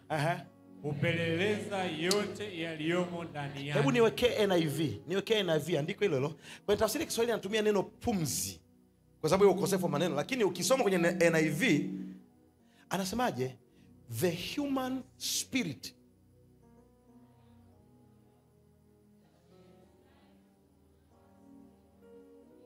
Yani maana yake taa ya Mungu ndani ya mtu inawaka kwenye nini? Roho yake. Anamaanisha hivi, roho ya mwanadamu ni taa ya Bwana. So, na ndio maana furaha unayoipata kwenye ibada haiwi kwenye changamko la mwili, inakuwa kwenye changamko la kitu ambacho huwezi kukielezea. I just feel happy. I just feel unataka kama kuruka. Kuna mtu mpaka kwenye ibada anasema anashindwa kuexpress. Kwa sababu gani? Taa ya Mungu imewaka kupitia roho yake. So, kama roho ya mwanadamu ni taa ya Mungu, maana yake mwanadamu asiye na ufahamu wa roho hawezi akaona mwanga wa Mungu ndani yake. Ndio maana ili Mungu umwabudu lazima umwabudu katika nini? Roho. Na communication zozote, baraka zozote, kumbuka zile baraka zote ambazo Mungu ametupatia katika ulimwengu wa nini? Wa roho.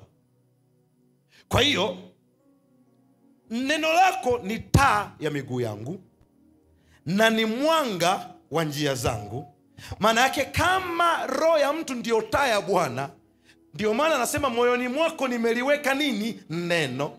Maana yake neno linapokaa ndani ya mtu linatakiwa kumulika hata kesho yake, kwa sababu taa hii ya Mungu imetangulia kwenda kupiga maeneo ambayo yana blind spot kwenye macho ya kibinadamu, lakini hayo maeneo yako very visible kwenye eneo la kiroho. Na ndio maana watu wowote wenye nguvu katika ulimwengu wa roho ni watu wa nini? Wa neno. Kwa sababu gani? Neno ndilo ambalo yani chochote neno linasema mimi ndio nivyo, na chochote ambalo neno halisemi siko hiyo. Mimi na uwaga nawaambia hapa, kama kuna watu walipewa unabii na laana ngumu kwenye maisha yangu ni mimi. Lakini adui alichokuwa nakitaka, alikuwa anataka kutafuta moyo wangu nitetemeke. Lakini nikaona taa ya neno ikaniambia hivi, kama vile mbayuwayu katika kutangataka kwake, ndivyo laana isiyo na sababu isivyompata mtu. Kwa nikawa natafuta sababu ya laana, na natafuta sababu sioni. Unajua kugundua hii laana sababu yake nini? Ni chuki. Natafuta sababu sioni. Kwa hiyo nikagundua mimi kulaanika siwezi. Kuna mtu alishawahi kwenye Biblia kutumwa kwenda kuwalaani watu waliobarikiwa. Alipofika kwa mganga, tafsiri andiko, alipofika kwa mganga wakati analaani akawa anabariki. Yule mtu akamwambia wewe sio hivyo, sijakulipa ufanye hivyo.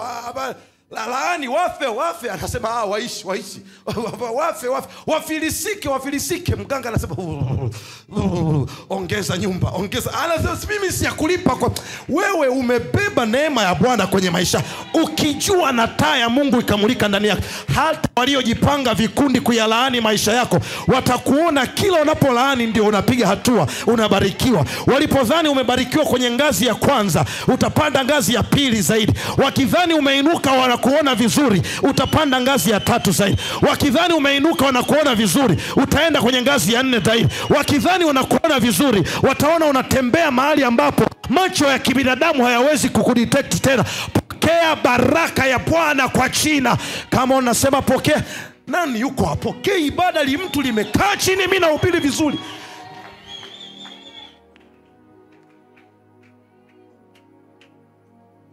Hata hiyo hali ya uchovu unayoisikia hiyo nayo ni roho. Inakuzuia usielewe somo. Unajua when you are fighting, kaa chini kufundisha. Unapopigana na hizi roho pia, watu wa Mungu, kama shetani kuna somo hataki usikie ni hili. Kwa sababu hili somo litakupunguzia maombi.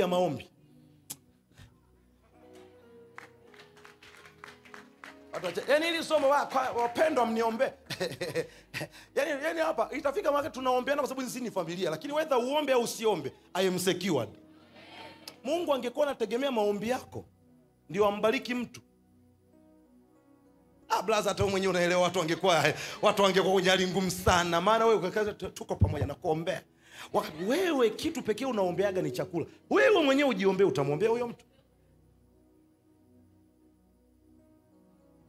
Si kama kuna mtu ananielewa. Sasa angalia Wakorinto wa kwanza sura ya 2 mstari wa 9 mpaka wa 14. Wakorinto wa kwanza sura ya 2 mstari wa 9 mpaka wa 14. Anasema, lakini kama ilivyoandikwa, mambo ambalo jicho walikuyaona wala sikio walikuyasikia. Kwa hiyo haya mambo hayapo kwenye ulimwengu visible. Anasema wala hayakuingia katika moyo wa mwanadamu. Kwa hiyo hapa anatuonyesha pia kuna tofauti kati ya moyo na roho. Maana watu wakiwa naimba roho yangu na ikuimbie, niweke kwenye F, anashika moyo na anasikitika, najua ni hii ndio roho. Nimekupata tafakari katika roho, mtu anashika moyo. Huyu ni moyo.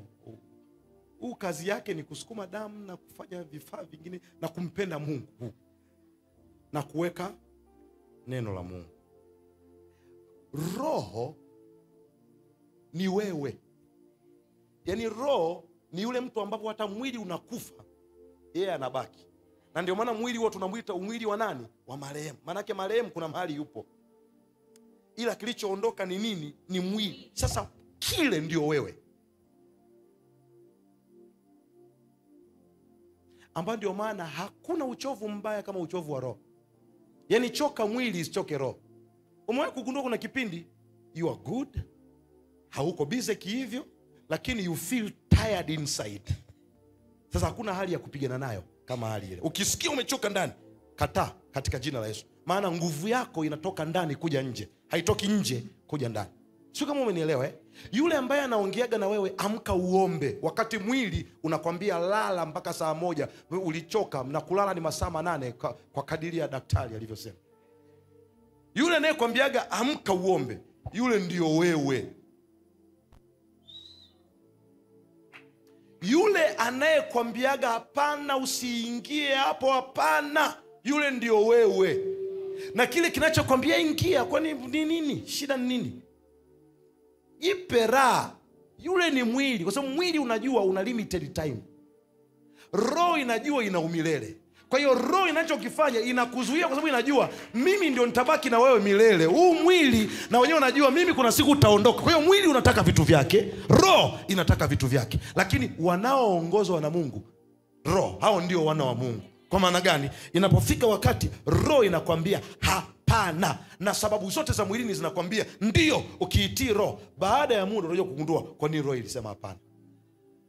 Na ndio maana mimi ajali zote zinazotokeaga, yani ajali ya namna yoyote, lazima mtu akije kunisimulia, unamuuliza hivi, haukusikia kitu ndani? Unatafuta kujua kama roho yake iko active ama haiko active.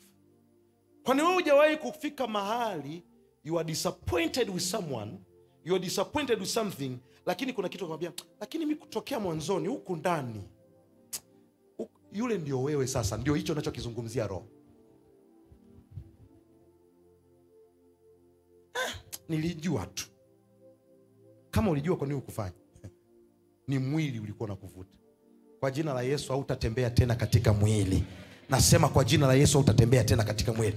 Umeona, anasema wala kuingia katika moyo wa mwanadamu mambo ambayo Mungu amewaandalia wampendao. Alafu mstari unaofuata anasema kitu gani? Lakini ametufunulia sisi kwa roho. Maana roho huchunguza hata mafumbo ya nini? Ya Mungu. Kwa hiyo kama ametufumbulia sisi kwa roho, then haya mambo hatuwezi tukayaona kwa mwili. Kwa sababu pia hata tukiyaona kwa mwili hatutayakubali, kwa sababu hakuna jicho limeona, hakuna sikio limesikia. Na jicho ni moja kati ya milango ya fahamu mitano. Sikio ni mlango wa pili wa fahamu katika mwili. Pua ni mlango wa tatu wa fahamu. Mdomo ni mlango wa tatu. Kingine nimeacha kitu gani? Ngozi. Kwa hiyo hujahisi, haujaona, haujasikia, haujagusa, ila Mungu amekuandalia. Kwa hiyo then hicho kitu lazima, ili ukiconceive, lazima uingie kule ambako Mungu ameandaa kwa roho. Kwa hiyo lazima roho yako ndio iseme ndio, ili roho yako ipokee, na roho ifanye mchakato wa kuzalisha ulichokipokea rohoni kije mwilini. Anasema huyu roho huwa anayatambua hata mafumbo ya Mungu. Sisi twende mstari unaofuata, utaona kitu 1, 2, 3. Anasema maana ni nani katika binadamu ayajuae mambo ya binadamu ila roho. Kwa hiyo roho yako ina nguvu kuliko mwili. Hivi unajua kuna wakati mwili unakwambia mimi nampenda, roho inasema humpendi. Ila mwili kabisa uliona kabisa mimi mbona nimepata mtu kwa maisha yangu milele. Na ila roho inakwambia no. Sasa matokeo yake ni wewe unasikiliza nini? Na ndio maana anasema hakuna mtu anayejua ni nani katika binadamu ajuaye mambo ya binadamu ila nini? Roho iliyo ndani yake. Alafu anasema vivyo hivyo mambo ya Mungu hakuna afahamue ila roho wa Mungu. Kwa unaona hapa anatuunganisha ya kwamba ikiwa mambo ya binadamu ni roho anajua, na mambo ya Mungu ni roho ya herufi kubwa anajua, lazima Mungu na mwanadamu wawasiliane kupitia center of communication inaitwa roho. Thank you for that. Kule nyuma wamenielewa finally. Kwa hiyo ni hapa kwa nachojaribu kuambia, punguza mawazo. Punguza mawazo likiachiliwa neno. Unajua likiachiliwa neno hapa, akili yako inarudi kwenye akaunti zako, inarudi kwenye savings zako, vikoba unaangalia, unapiga mahesabu. Alafu unajua hii aliyosema mchungaji sio ya kwangu. Ila kuna namna roho ikipokea, kama roho ya Yohana Mbatizaji ilipokutana na roho ya Yesu akiwa mimba. Biblia inasema kitoto kikacheza cheza ndani yake. Manake Yohana akajua nimekutana na mkombozi. Ila Yohana mwenye mwili akiwa mtu mzima na watuma watu, anasema kamuulizeni kama ndio yeye au tumgoje mwingine. Kama wewe ambavyo Mungu aliwahi kuahidi kitu and you felt conviction ya kwamba huyu ni mimi, alafu baada ya wiki 2 mwili ukavaa nafasi, ukajikuta ule moto umeshafanyaje, umekata. Na ndio maana mimi nikimsikiaga roho kabla sijarudi mwilini natangaza tutajenga miezi 3. Hivi yamuelewe, ili niwe na commitment. Ili niwe na commitment, kwa sababu najua huyu niliyemsikia sasa hivi ni roho. Nikikaa baada ya siku kadhaa mwili utakuja.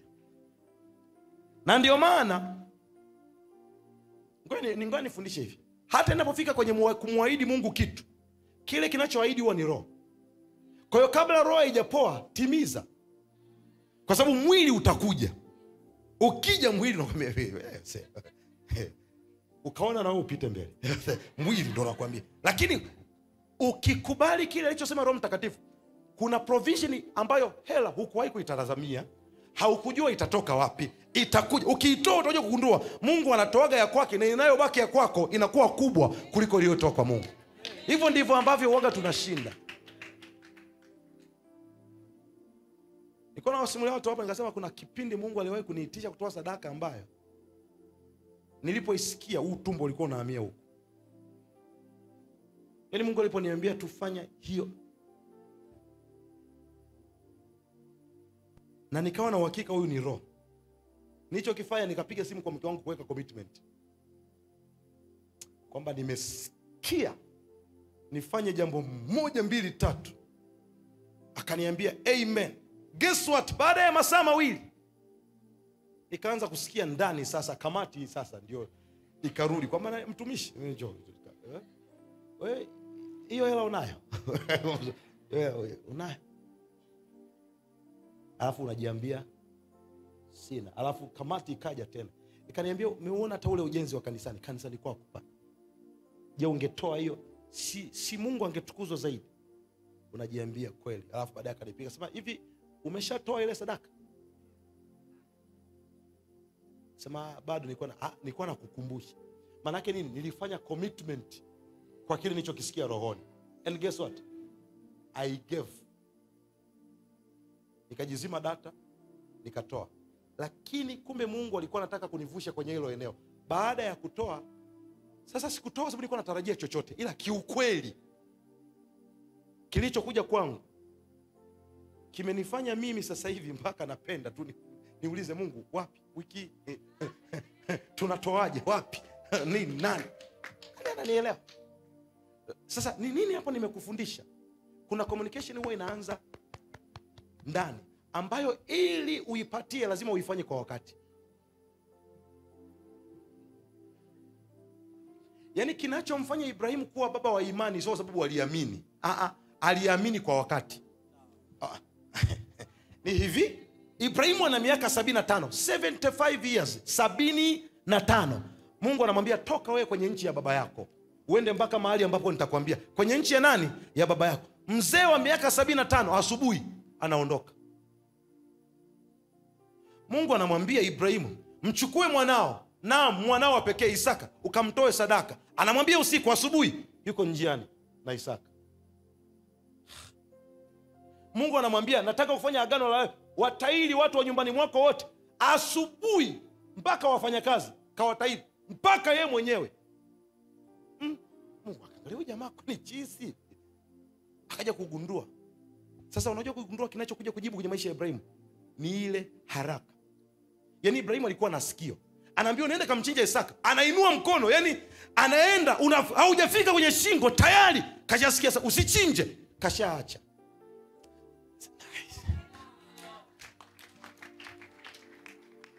Nani ananielewa? Maana huyu mtu alikuwa ni mtu wa maelekezo ya pap.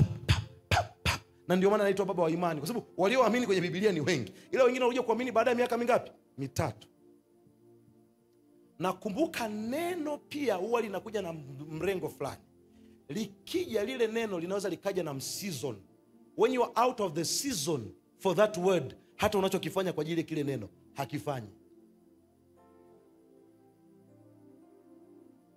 Na ndio maana wengi wetu wote tunatoa pia sadaka out of season. Mimi hili kitu Mungu alinifundisha kwa namna ngumu sana. Kuna kipindi Mungu alikuwa ananipa neno la kuja kusema, alafu mimi naangalia upepo umekaaje. Kwa nasema kwa upepo huu,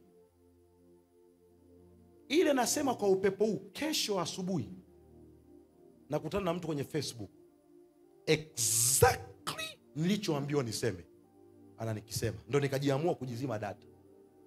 Kuna kitu Mungu ananiambia fundisha, alafu nasema ngoja nimalize huu mwezi wa imani katika matendo.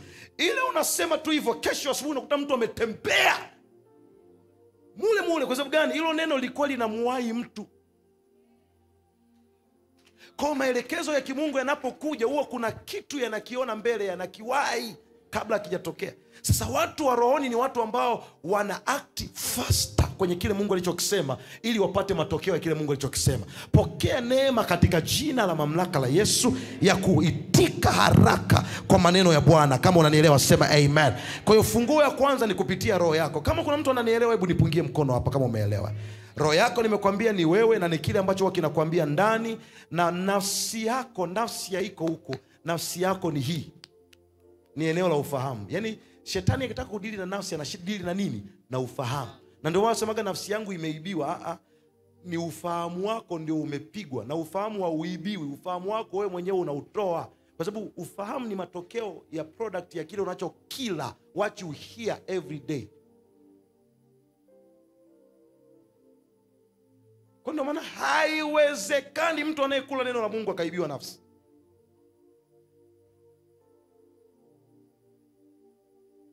Ila wewe sasa unachanganyaga vyakula. Hapo umesikia mambo ya roho, ukifika kule tena unaelewa kitu unachosikizaga. Aina 7 za kuvuta wachawi. Aina 7. Unasikiliza hiyo tena, wewe unasikiliza na limdundo kutundu. Hapo nafsi lazima waibe mtu wa Mungu.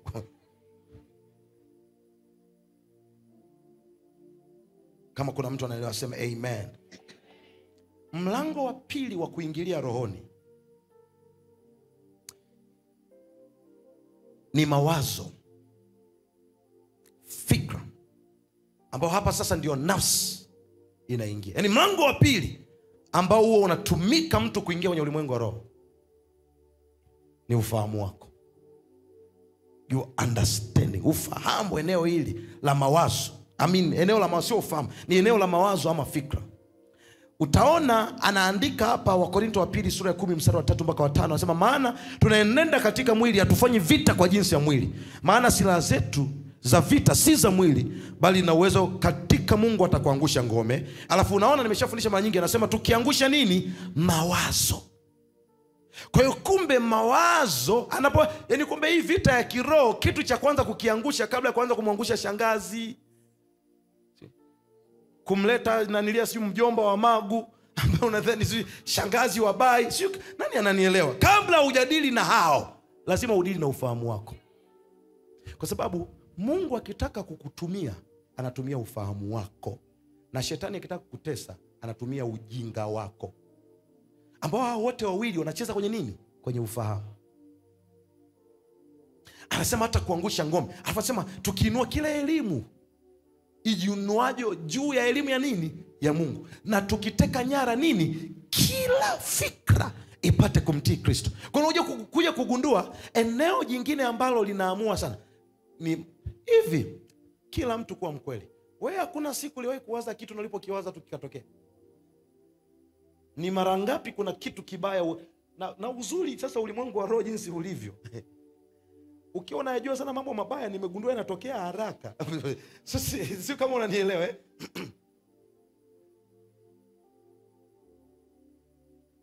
Kuna siku unaamka, alafu akili yako inawaza, leo nitapokea taarifa mbaya. After 2 hours unapokea taarifa mbaya.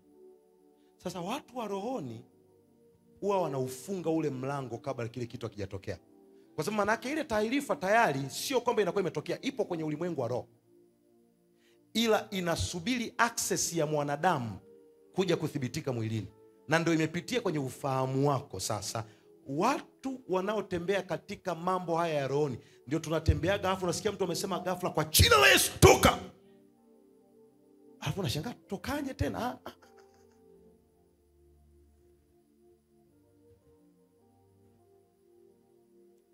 Umewahi kupita kipindi fulani cha kubarikiwa na Mungu, umepita kwenye starehe. Nani amewahi kupita kipindi cha raha cha muda mrefu, alafu ndani yako kuna wazo inakuja, kipindi hichi nimepita na muda mrefu. Siku ukiwaza hivyo, siku ukiwaza hiko kile nimekuwa na kamsimu kazuri, siku ukiwaza hivyo, maana yake kuna ujumbe kwenye ulimwengu wa roho, bwana huyu amechoka, tumshtue kidogo. Ndio unapewa kaambush kidogo. Sasa watu wanaoelewa vita ya kiroho, siku unaposikia kwa kweli nimekuwa kwenye resti muda mrefu, pale pale unasema katika jina la Yesu, hivi ndivyo inavyotakiwa kuwa. Ukishasema hivyo tayari umeshafunga mlango ambao shetani alitasema katika jina la Yesu, furaha hii nilionayo, hivi ndivyo inavyotakiwa kuwa. Sema kama unayeamini kwa jina la Yesu, amani hii nilionayo, hivi ndivyo inavyotakiwa kuwa. Sema tena katika jina la Yesu, utulivu wa nafsi nilionao, hivi ndivyo inavyotakiwa kuwa. Sitarajii mabaya yoyote, sitarajii kupigwa kokote, sitarajii kushindwa kokote. Ninatarajia neema juu ya neema, hatua juu ya hatua, kibali juu ya kibali. Pokea katika jina la Yesu. Mpe Yesu utukufu kama unakubali. Mpe Yesu utukufu. Wa moment, kaa chini kufundisha. Namaliza jambo moja. Kwa unaona anatuonyesha ya kwamba kuna elimu inayoinuka juu ya elimu ya Mungu. Nini maana? Ninajua mawazo ninayowazia ni mawazo ya amani, kuwapa tumaini siku zenu za usoni. Maana yake every future ni tumaini iliyoko mbele yako. Ila elimu ya kibinadamu inainuka inasema maisha ni kufanyaje? Ni kupanda na kushuka. Siku ulipokubaliana na kupanda na kushuka, kama kuna kupanda na kushuka, subiri ushuke automatic kama ni lazima. Sio lazima ukuimbishe. Alafu nionyesheni kwenye Biblia nani aliwahi kwenda akaishia kwenye aibu. Ni fikra. Na hii fikra inalishwa na mambo tulioaminishwa na wazazi, tulioaminishwa na shule tulizosoma, tulioaminishwa na watu waliotumenta, tulioaminishwa na wachungaji. Ndio maana nasema be very careful hata na mchungaji anayekuchunga. Akiwa anaamini shida, no way utaokoka katika shida.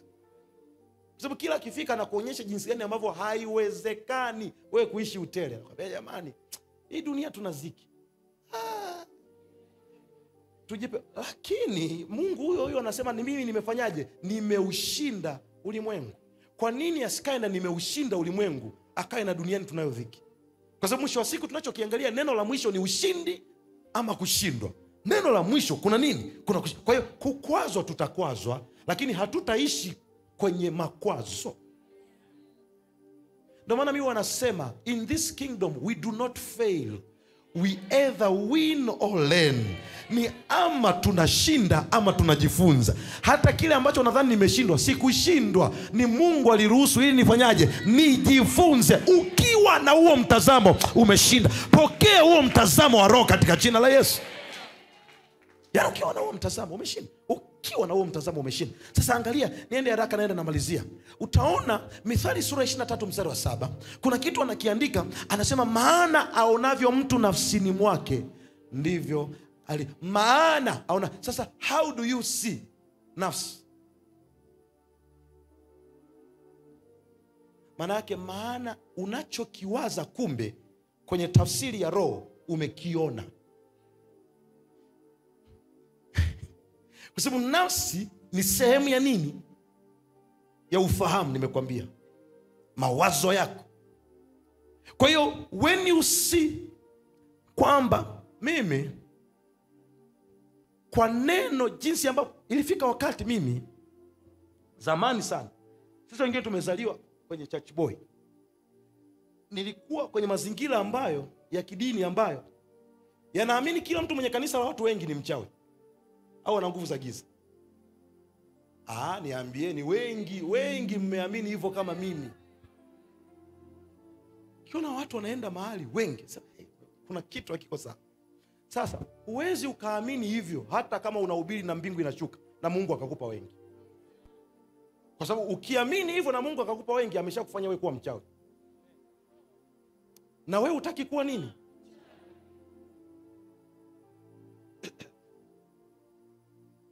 Mwaka 2013 baada ya kusumbuka sana hiyo fikra, nikaingia kwenye maombi. Yale maombi yanayokuambia, juzi nilipita na kina nani, nilikuwa na vijana wangu fulani Dar es Salaam, nikawaonyesha kile chumba ambacho nilikaa miezi 3 naomba. Mungu si anipe hela nikanunue pale nilipofanya pale makumbusho kabisa. Nikaonyesha huko ndani. Niliingia, niliomba maombi ambayo nilidhani Mungu angenijibu miaka 10 baadaye. Kwa sababu kila alikuwa kitajwa fulani, mtu yani mtu tu ambaye anakusanya makundi ya watu. Watu wananiambia hapana, kuna kitu ni maroho. Sasa mimi nikawa nasumbuka moyoni kwamba Yesu hana hata mtu mwenye watu 5,000 kweli. Yaani Tanzania nzima Yesu hamiliki mtu hata mwenye watu 5,000. Yaani watu wa Yesu wote wana watu 15, 100. Mtu mwenye watu wengi wa Yesu 500. Kuna kitu kikaniambia something is wrong. Niliingia kwenye maombi. Nikaanza kuomba. Baba naomba nipe siri. Baba naomba nipe siri. Baba naomba. Nikiwa katika ile maombi kwa kweli nilijua labda haya maombi Mungu kipindi hicho. Imagine sasa hivi niko hivi mwaka 2013 nilikuwaje? Ndio niomba hayo maombi. Mungu akaniunganisha na mmoja ya watu ambao niliaminishwa ni imani potofu. Wakawa na uhitaji wa kitu na mimi ndo na majibu ya hiyo kitu. Katibu mkuu wa ile huduma back then, mimi nilikuwa nimesoma naye. Kipindi hicho mimi naongoza umoja wa vijana wa Umoja wa Mataifa. Yeye akiwa katibu mkuu wa UNA, United Nations Association Tanzania. Mimi nilikuwa ninaongoza cluster hii ya nyanda za juu kusini. Yeye ndio yupo kwenye hiyo huduma. Akanipigia Pastor Fred. Tuna kitu fulani tunahitaji. Kwa hiyo automatic nikajikuta nimeingia kwenye inner cycle ya yule mtumishi ambaye nilikuwa nadhani ni mtu potofu. Na nilipoingia yule mtu wa Mungu akanipenda sana. Alikuwa kipindi hicho anazunguka anafanya mikutano Tanzania. And guess what? Akanichukua kwenye convoy yake. Hoteli aliyokuwa analala yeye na watoto wake ndio nilikuwa nalala mimi. Kwa sasa sababu nimeshaambiwa huyu ni mpotofu. Tukienda kule kwenye mkutano wa madhabahuni na mimi nakaa naye mbele kabisa pale. Kwa naanza kuchunguza. Yaani nakaa na ile jicho kwanza roho inaniuma. Akitoa kitambaa hivi anataka kufuta jasho, kuna kitu kinaniambia ndio hiyo nasema Yesu wangu. Sasa baadaye yule mtu akagundua anamchunguza. Akaniambia Fred, mbona wasiwasi sana? Nikamwambia hapana, tuko pamoja. Akaniambia no. Kwa hiyo akanipa access zaidi. Back then watoto wake walikuwa wanasoma Japan. Kwa wakati tunafanya mkutano wamerudi Tanzania wako. Kwa hiyo ndio likizo pekee walionayo, na yeye ana mikutano karibu mwezi mzima. Kwa hiyo anahubiri mikutano, lakini at the same time anacheza na watoto wake. Kwa hiyo tumekaa, nakumbuka tulikuwa Tanga hoteli pale, tuko beach, yuko watoto wake wanakuja wanaogelea na yeye anaogelea. Lakini kuna kitu Mungu akanipa kukiona kwa yule mtu. Ilikuwa inatokea tumekaa hivi, tuko kwenye maji, anaogelea. Baada ya dakika 5 dakika 10, mnashangaa umezama unaidubuka, mtu hayupo. Unageuka na tafuta na mkuta amekaa kwenye ile miavuli ya beach.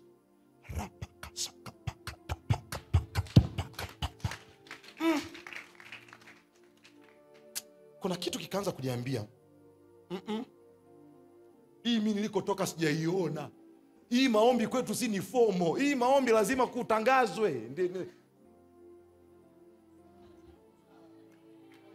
Nani ananielewa? Si kwetu hatuombi beach. Sasa wewe hapo utakuwa sio mtakatifu. Naona akienda kinanilia, naona ilienda hivyo conservative siku 3. Na akiwa anahubiri, jukwaa lake lilikuwa container. Chini kuna watu karibu 100. Nikasema hamna kitu. Huyu mwamba, haya maombi anayoomba mimi sijawahi kuyaona. Ndio nikapata somo la nini? La maombi. Nikaandika ni nini? Maombi. Nikagundua pia maombi huwa yanawatoa watu. Nikakaa. Mungu akanipa connection na yule mtu mkubwa sana wa Mungu. Baada ya miezi 2 tena ikatokea kuna mhubiri mkubwa akawa anakuja Tanzania. Ikakusanywa maskwaya, na hiyo maskwaya ikaenda kufanya mazoezi kwenye ukumbi fulani wa kanisa la mtumishi fulani wa Mungu mwingine mkubwa sana ambaye ndio alikuwa anampokea. Na mimi nikawa nimeitwa kwenye hilo kanisa. Tukaenda tunafanya mazoezi kwa yule mtu wa Mungu kanisani kwake, tunaimba. Tulipofika wakatuambia bwana, si baba analaga kanisani. Watu wa Mungu tunaongelea mtu ambaye hana sababu ya kulala. Yaani hata akiwa anataka kuwa analala 5-star hotel kila baada ya masaa 3 anaweza. Wakatuambia si baba analalaga wapi? Kanisani. Nikajua tupiga fix. Tunafanya mazoezi saa 5 hivi, saa 7 usiku. Nakuta kuna mtu anatokea. Kama Yesu kavaa shuka la Kimasai. Anatokea. Kanisa liko lina balcony, anatokea huku juu. anakuja, naona watu wote wamesimama wanapiga makofi. Kafika pale, apongia, wanangu mnaendeleaje? Tuko vizuri baba. Wanangu, Mungu anawapenda. Sasa nataka niwafundishe wimbo. Nilipokuwa nimelala kuna wimbo nimewasikia. Akaanza kutufundisha wimbo pale. Yani, he's not perfect in singing, but I could feel the love. Anawafundisha wimbo, anawaambia sasa, anakuja kwa mtu kinanda, wewe piga hivi. Yani sio kwamba unapiga kitu cha ajabu, ila tu unapiga ile anashare. Akaja mpaka kwangu mimi kwa napiga bass, akaniambia sasa wewe piga hivi. Namwangalia, I saw the love of Christ in that man. Nikasema jamaa huyu kweli naye. Siku ilipofika, alikuwa amekuja mzee Oyedepo. Na yeye ndo aliyekuwa amemhost. Likaitwa conference ya wachungaji. Labda back then alikuwa na washirika 15,000 labda kwenda mbele. Mzee Oyedepo akafundisha juu ya church growth na soul winning. Alafu akaita watu wanaotaka ukuaji wa huduma. Guess what? Mtu wa kwanza kufika madhabahuni alikuwa yule baba. Alifika madhabahuni pale alipokuwa amesimama yule mzee, akalala hivi kifudifudi chini. Na kuna watu mimi nawajua, wana makanisa watu 10, 15, 100 wamekaa kule, wamekaza kwamba mimi tayari. Ile siku nikajua kitu kingine, unyenyekevu. Nikaandika unahitaji kuwa mnyenyekevu. Yani mimi ndo nimlete askofu aseme anahitaji kanisa likue. Mimi si nitawaita nyinyi njooni tuwaombe. Sisi unaelewa? Njooni tuwawekee mikono mkue. Maana mimi mpaka namuita huyu, mimi mwenyewe sio nani? Sio mdogo.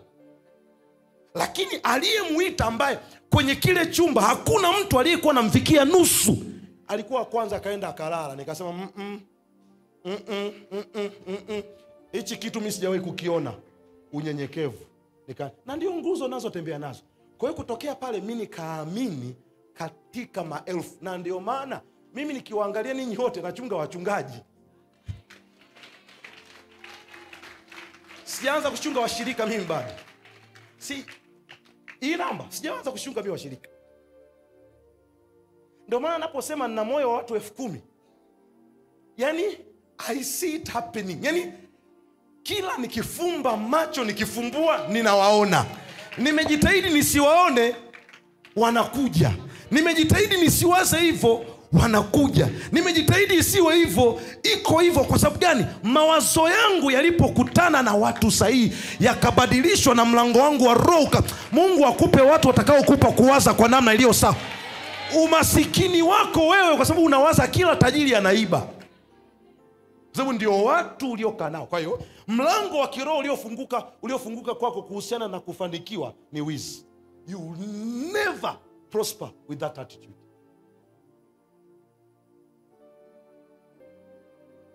Yani mimi kila nikiwaza kuchunga kanisa chini ya namba hiyo sioni. Na the good thing, juzi nimeingia hapa, ndio kwa mara ya kwanza nimegundua hili kanisa ni dogo kuliko udogo wenyewe unavyoweza kuwa utaji. Nikasema Mungu tunisaidie. Manake mpaka uone hivyo, mtu wa Mungu. Hapa mimi nitakiwa nikae kabisa. Yani mimi ndio askofu sasa mkuu. Nitakiwa nikae hapa nilizike kwamba kuna hapa mambo. Lakini nilipoingia, yani ghafla ni Roho Mtakatifu akafungua macho yangu. Nikasikia kuna kitu kinaniambia umejenga kanisa dogo. Kasema tena. Lakini hiyo inakwambia nini? Possibilities za Mungu kufanikisha. Kwa sababu mawazo yako yanapokuwa yameganda, kuna vitu hautaviona. Na ndio maana kuna watu mbinguni, wewe level uliotakiwa kuwa, uliandikiwa kuwa mtu mkuu isivyo kawaida, lakini duniani umemanifest nusu na ukaridhika ukakaa. Kwa sababu gani? Umejifananisha na waliokuzunguka, hujajifananisha na watu Mungu ambao wametaka uwatazame. Na ndio maana hakikisha unazungukwa na watu ambao wana challenge maisha yako, sio wewe una challenge maisha yao. Mimi wachungaji wote marafiki zangu sio wa umri wangu. Kwa sababu wa umri wangu kila tukutana wananiambia mtumishi wa Mungu, wewe Mungu amekusaidia sana. I say.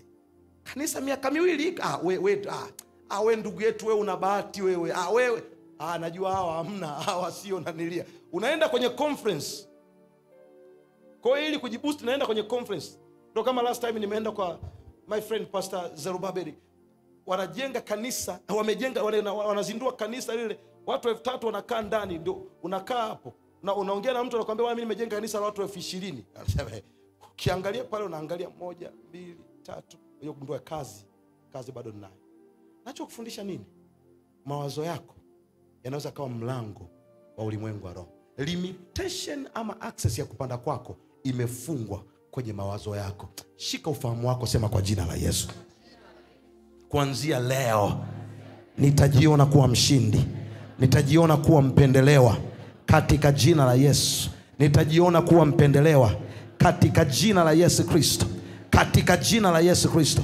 Napokea neema. Come on, sema napokea neema ya kuwaza kama Mungu anavyowaza katika jina la Yesu. Now, that is the reason Paulo anaandika, anasema hatimaye ndugu zangu, yakiwamo mambo ya kweli, ukiwemo wema wowote, ukiwemo uzuri wowote, ikiwemo sifa njema yoyote, yatafakarini hayo, kwa sababu unayoyatafakari yanakutengeneza, na yanayokutengeneza ndio yanayokutambulisha. Yani unachokitafakari, wewe ukiona unatafakari una wivu, ni limitation ya mlango wa kiroho. Sio kama umeanza kuelewa ulimwengu wa roho. Ulimwengu wa roho sio hivyo, yani kwamba unafumba macho hivi. No, the spiritual realm is around you all over. The way you think, the way you decide, ni ulimwengu wa roho. Na namna unatafsiri mambo. Jambo la 3 na la mwisho, ufahamu wako. Now, funguo kuu ya ulimwengu wa roho kuingia kwenye ulimwengu wa roho ni ufahamu. Watu wa Mungu, katika ulimwengu wa roho, what you do not know does not exist.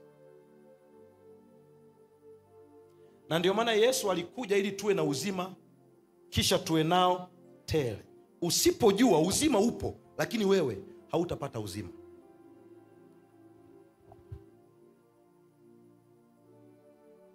Ni sawa na unaingia nyumba yenye taa na mwanga, lakini haujui switch iko wapi.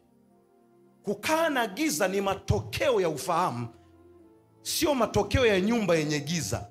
Ila kuna button ya ukujua wapi pa kubonyeza. Na ndio maana moja kati ya button ni hii button ya maombi. Kwa sababu ulimwengu, sheria kuu ya ulimwengu wa roho ni matamko. Sasa namna gani tunatamka? Kupitia nini? Maombi. Yani ufahamu juu ya kile kitu Mungu anaweza. Unajua, leo hii mchukue mtoto wako, mrushe juu. Wakati akiwa anatoka juu, akiwa anashuka chini, anacheka. But only if aliyemrusha anamjua. Na sio tu anamjua, anajua huyu ni baba. Kuna ufahamu wanao katika imani ya kwamba no way ananiacha mimi chini nianguke. Hiyo ni nguvu ya ufahamu.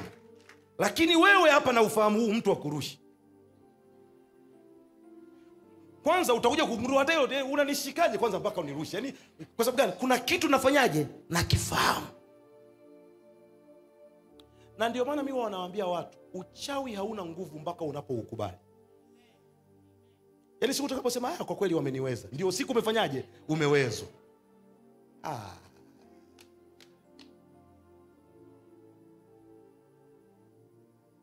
Kwa sababu umefanyaje?